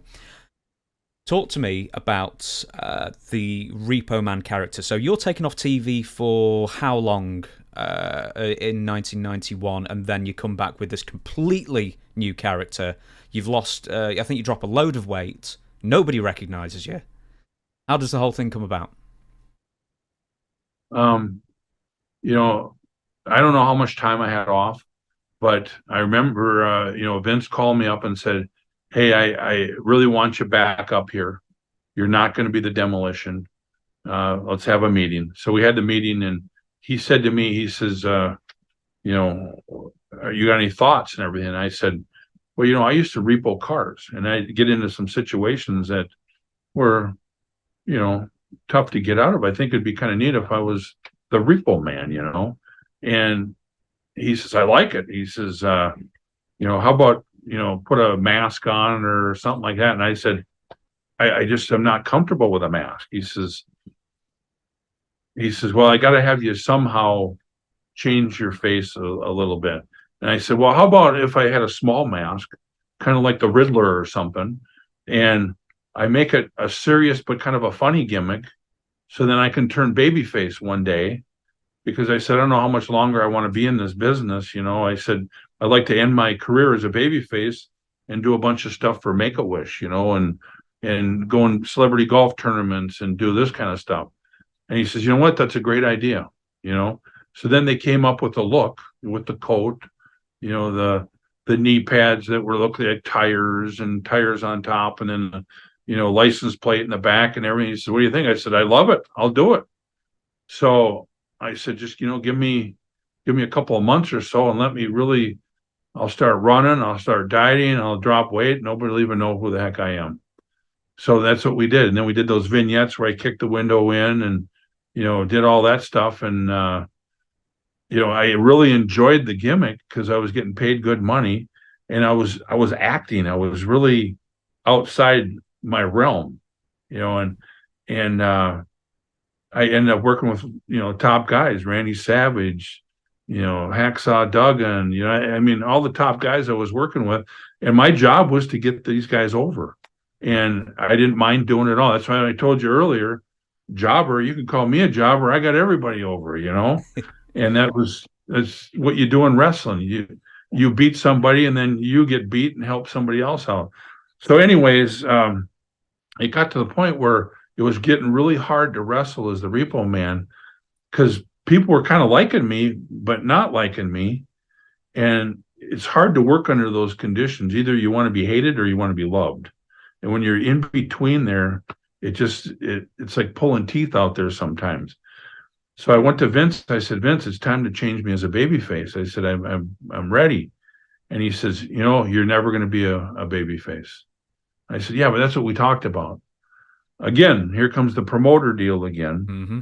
The lying, the cheating, that's what they do. But it's his business. He can do whatever he wants with it. But it's just not what my arrangement was. So I told him, I said, well, Vince, I'm going to have to put my notice in because that's not what we talked about. So I put my notice in. I left about 2 months later. And then he called me right back again. He says, Barry, he says, I got another gimmick for you. I said, really? What are you thinking? He says, well, Hawk came up with a gimmick. It was kind of before I quit the Repo Man, we talked about it. He wanted me to be Doink the Clown. Really? And I said, I don't know if I could do that. He says, yeah, we're trying to get an evil clown, And he says, the way you're the Repo Man and and I said, I don't want to do this anymore. I want to have a different gimmick. So he says, all right. And then, so then I was done. And then here comes Doink the Clown came out, So that was it. Then I was off, and I got a call from Ric Flair and Arn Anderson, and I went down to WCW after that. I don't want to get off the Repo Man just yet because, to my eye, and you tell me if I'm miles off or if I'm dead on, Batman in the 60s, Frank Yeah, Gorshin. that was it. That was the Riddler. Yeah. I was the Riddler. So you must have been a big fan of the show at the time, and you're just like, I'm having that one. I'm having that one. I loved it. Yeah, that was really how it all came about. Yeah. Did it, Was the Riddler. I know this sounds weird, but did you have to like audition this like new, basically as you said, acting style to No, to anybody and just say, hey, this is now my voice and what I'm going to do? no. He knew I could pull it off, and I knew I could pull that off. So that's how it all happened. Did you ever break your Yeah, voice doing that high it was a fun voice? job. What's that? I said, did you ever break your voice anytime doing that high voice for so long? No, but it was hard staying in character, I'll tell you. I bet it was. One more thing about Repo Man, and I'm going to ask you something else about WWF, and if you've got time, I've got a couple more questions for you. Very, very, very shortly before you leave the WWF, this is in early 1993, you turn up with a completely new outfit, and we're getting on outfits constantly on this show, I understand, but it was like white, and then you had this like giant, like almost like lucha libre sort of helmet mask kind of thing going on. Who came up to you and just said, you just need to completely change your look? I just did it. Oh, really? Nobody told me. I just thought I'd mix it up a little bit. You know. Was this a seamstress with the WWF who knocked it up for you, or? Yeah, yeah, I believe so. Yeah, it was pretty easy, simple thing to do. Just to have a little bit different look. It was kind of hard carrying that big coat around too with the license plates on there. Mm. You'd carry it on the plane, and you get stopped at TSA, and it's what are these sharp objects doing in there? I mean, a lot of factors to it. And that's pre 9/11 as well. You'd never get through. Yep, exactly. The last storyline you do in the WWF is you steal. In fact, I'm going to let this person's question. Tilly says, "Why was there not a longer program with the Repo Man versus Randy Savage? Did you both have other gimmick ideas other than Demolition, or was that what you were? In fact, that's a different question. But yeah, why did you and Savage only last a couple of weeks? I think you stole his hat." Yeah, and nobody was supposed to touch his hat, so that's why the first thing I went after was his hat. He chased me, and he was pissed, and we were friends and everything. But my job as the Repo Man wasn't to work long programs with people. It was to wrestle them, wrestle a week or so, do a job for them, and get out of there and help get them over and do things. So, Randy was a top guy there too. So, I wasn't a top guy. I was a middle guy there as the Repo Man. So that's why there wasn't an angle. It was made to get Randy over. Yeah, you sort of just disappear straight after that. So do you go to Vince and just say you're done, or so how come you just sort of left cold turkey after that? How come I left? Yeah. Yeah, that was because he wasn't going to change me babyface. Right. That was why I ended up leaving there. I'm just looking at the time here. We've got about 10 minutes left, so I'm going to be very judicious with what I'm going to ask you. And then if I ever get you back for a part 2, I've got more than enough material to do so. Okay. We'll do a number 2. It'll happen. That's the spirit. That's the spirit, Chris. I didn't know you could. I didn't know you were ventriloquist, Barry, either. Yeah. That's the Wizard of Oz back there. The curtain interferer. Yeah. WCW, you go there as the Black Top Bully. Now, yeah, there's a very, very. Well, I'm not sure how famous a story it is, but there's a very famous match that involves you and Dustin Runnels, Dustin Rhodes. You know what it is. You've got to tell us the entire story of the concept of who came up with a match on a truck and just how much of a pain it was to set up. Okay. Well, what was funny was Ric Flair was the booker then at the time. And Rick came up to me and says, "Barry, I want you to be a bully somehow, a trucker, I just want you to be a mean truck driver. Come up with a good name for yourself." And I says, "Okay, well, this is going to take a few days and a few beers to create this thing. So I called up Arn and I called up Bobby Eaton. I said, we need to go in Bobby's garage and we need to talk. I got to come up with a name for myself. So we probably had about, 15 beers apiece. We're sitting there laughing, kids running through, Bobby had a TV out there and a couch, and that was kind of our, to get out of the wrestling mode, we'd enjoy ourselves over at Bobby Eaton's house. So I told Arn, I said, Arn, you come up with anything yet? And he drinks this beer, and Arn had these glasses on, and whenever his glasses came down by his nose and he'd look at you like this, you knew something was serious. And he looks at me just right out of the blue, looks at me and he goes, you're the Blacktop Bully. And I looked at him and I said, Arn, that's the greatest name of all time. So I called up Rick, hammered that night. I said, Rick, I'm the Blacktop Bully. He says, I love it. You're the Blacktop Bully. So anyways, I came up with the shirt, and the pants and all that stuff. And then they had me in jail, getting out of jail. And I worked a deal where I was in the crowd and all this stuff. Well, after it started getting over pretty good. So then Mike Graham says, at the pay-per-view, he says, Eric, he says, we got to have a match on a semi-truck with Dustin and the Blacktop Bully. He said, this is going to be great. This is going to get both of them over big time. It's going to be huge. And it was an uncensored match. So anything goes. So they had barbed wire and everything in this truck. And I mean, it was a huge operation. They had helicopters, they had pickup trucks. And yeah, did you ever find out how much that match cost to put on? Did anyone ever tell you? I never found out, but it had to be big time money. Yeah, because they had a helicopter filming it from the air as well. That was a huge operation. Yeah, and then they had cops shutting down the road because we went like 50 miles around Atlanta. I mean, it was a big time deal. So we were bleeding from head to toe from getting hit with shovels and this and that and everything. So then we got done with the match after about an hour of wrestling this thing, and it was brutal because the hay, and the horse shit, and they had it was a real deal. So we get out, we're all done, we're in a field, and I looked at Dustin, I said, Dustin, thinking, what a hell of a match, thanks. And so I go home to Charlotte, and he goes home. The next morning, I get a phone call from Eric, and Eric says, hey, Barry, he says, hell of a match you had last night. And I said, well, thank you. And he says, I got some good news and some bad news. I said, well, what is it? He says, you want the good news or the bad? I said, what's the good news? He goes, it was a hell of a match. Everybody loved it. I said, what's the bad news? He says, you're fired. I said, I'm fired? What the hell? I have a good match that I'm fired? He says, yeah, you can't have blood on TV. I said, it's an uncensored match. I said, we got barbed wire in there. We got shovels. We're getting hit.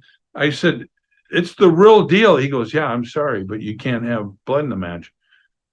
I said, that's bullshit. And Eric says, just do me a favor. He says, take this lightly and be fired. He says, I'm firing Dustin. I'm firing Mike Grimm too. I said, you got to be kidding me. So anyways, I thought, well, what do I do? I'm fired. He says, I'll bring you back. Just lay low a little bit. I promise you I'll bring you back.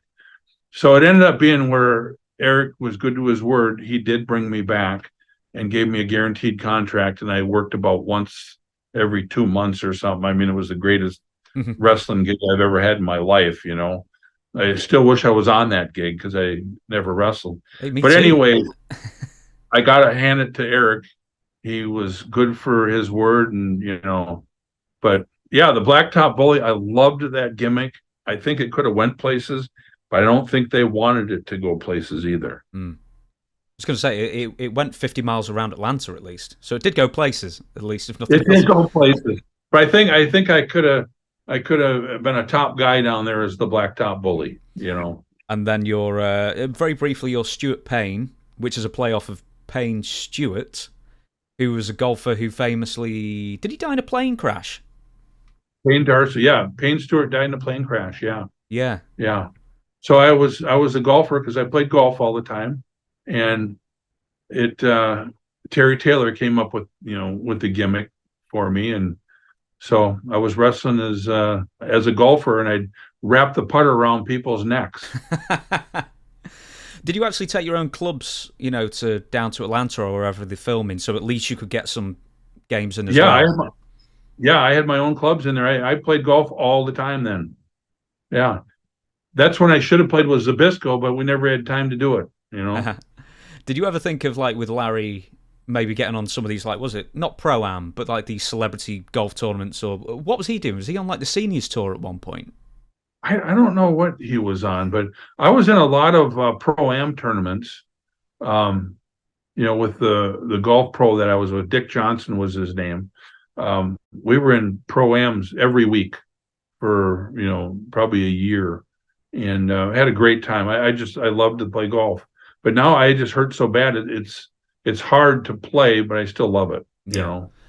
In our last 5 minutes or so that we are going to spend together, I'm going to throw some names at you for hopefully a little story, or just, if you just like them, because you like everybody, so it's always going to be a thumbs up, I'm sure. And firing line, the first name is Goldberg.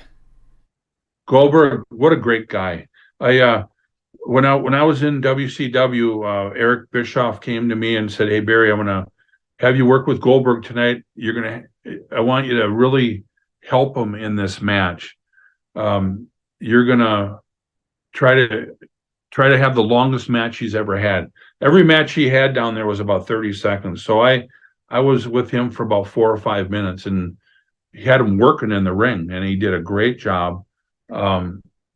He's a real gentleman. I really liked Goldberg, and he was tough in the ring. Did he understand what you were trying to do?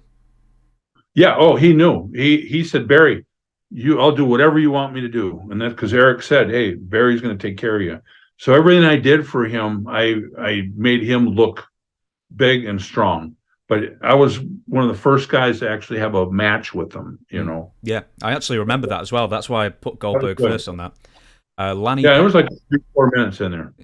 Lanny Poffo.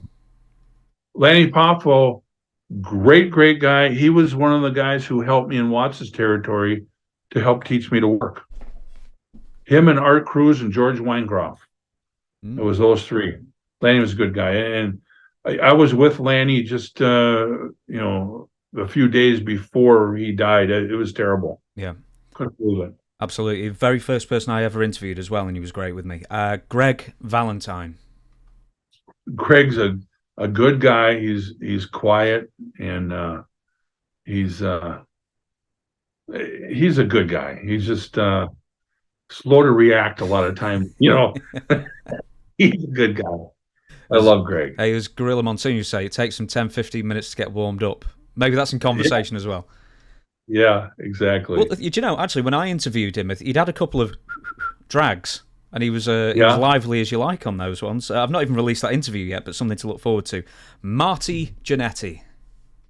I just saw Marty the other day, and he looked great. Marty's a wild man, and he could work in the ring too. He's good. J.J. Dillon. J.J. Dillon, very smart guy. Totally for the business. He did a really good job when he was a travel agent. Great manager. He's a good friend. Michael Hayes. Michael Hayes. I didn't know Michael very well. I worked with him in Florida Championship Wrestling. We had great matches, and what I know of him, he was a really good guy. Dino Bravo. Oh, one of the strongest guys I know. He was one of the only guys I knew that could jump right on the bench and do 500 pounds. Before, him and Neidhart, just not warming up, not doing anything, jump right under the bar and do it. I could never do that. I had to warm up with 2 1/4, 315, work my way up. These guys could get right under it and do it. I couldn't believe it. You never did it at 3 a.m. though, like Jim. Yeah, I never did it at 3 a.m. like Jim. Yeah, Jim was a little different. Dr. Death, Steve Williams. Dr. Death. He was a real quiet, strong guy. He wouldn't really hurt a flea unless you pissed him off, or unless Bill Watts said, "Tear this guy up." But he was a really nice man. Honky Tonk. Great storyteller. He was a hell of a worker and a hell of a talker. and a good friend. He was friends with everybody, but he always spoke his mind. If he didn't like something, he would say it. Don Morocco always told me if he wanted to get the gossip in the business, he'd just take a little seat next to Honky Tonk Man, and Honky Tonk would start telling him. Honky knew all. He did. Slick. Holy cow! Slick is such a nice guy, and I think him and Akeem were great partners together because they were alike. Because George, the one man gang, Akeem, he was one of the nicest guys in the business too. They just were a perfect fit together. You always wanted them around you. Next one, oh, your mate, John Nord. John Nord? Yeah. John Nord would, if you're his friend, he would die for you. He's one of those kind of friends. Anything that you needed, he would be there. He was a wild man. You had to help him out a lot, but he would definitely help you out. How's he doing these days? He's doing really good. In fact, I got to call him. He called me a couple of days ago and left a message, but he's doing really well right now. You know, he's had some serious problems, and with alcohol and drugs and everything, and been in trouble for it. And he's been off of it for a long time now. And he's just a great guy. Do you know, because I didn't have this written down, but I was wondering if you knew the story about John Nord and the Iron Sheik. Never knew that story. What was it? So the story is that they were going through customs somewhere. John. Oh, I did hear that story. Tell me. Sheik put some pot or something in his bag, and John went through customs with it. Is that what it was? Yeah. And I don't know what happened. John never really talked about it with me, but he was pissed.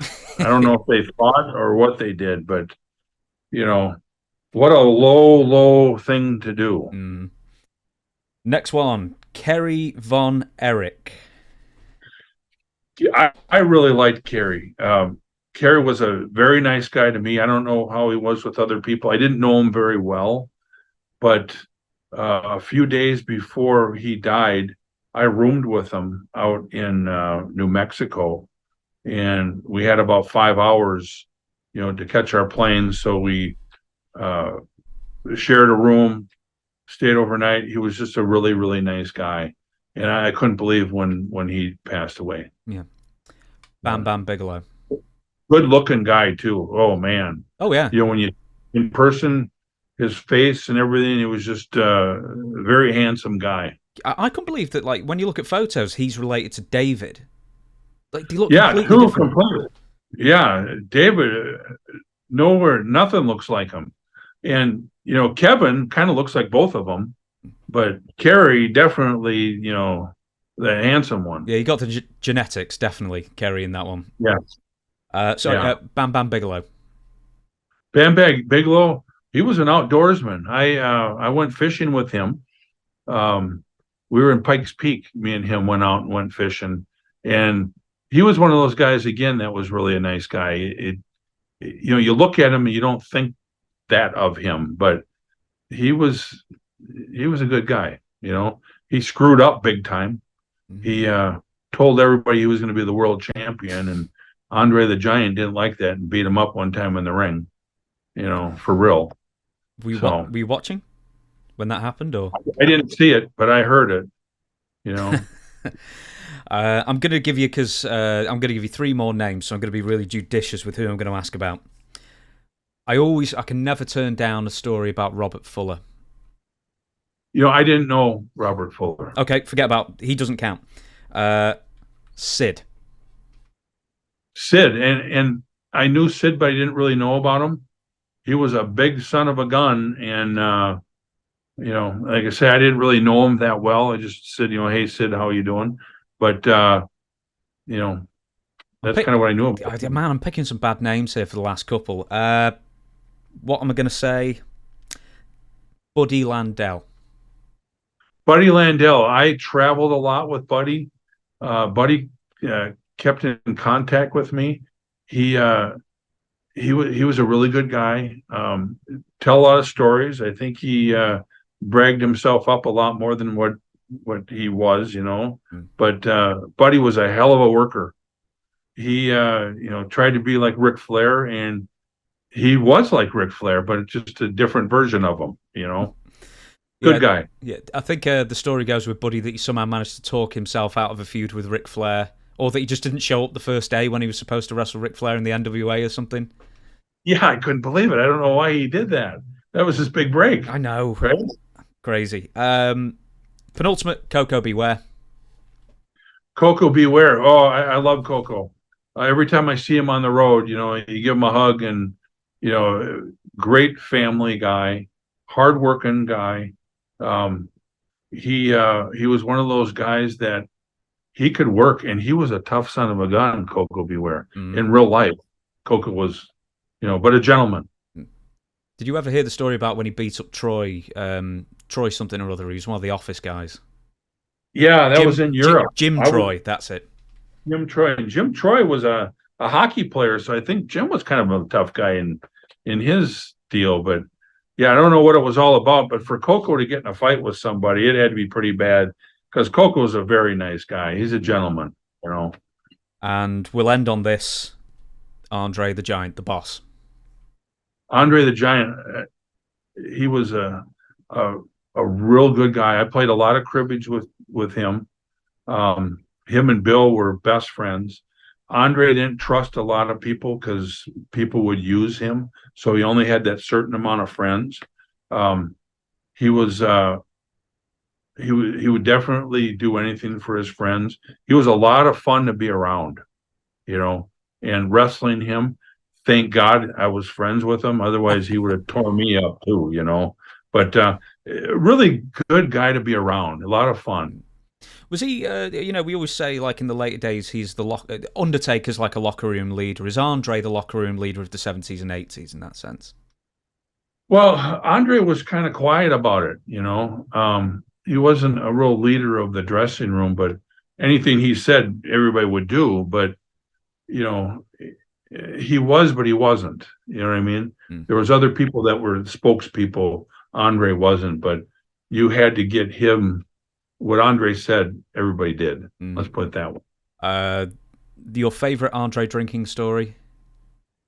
My favorite Andre drinking story.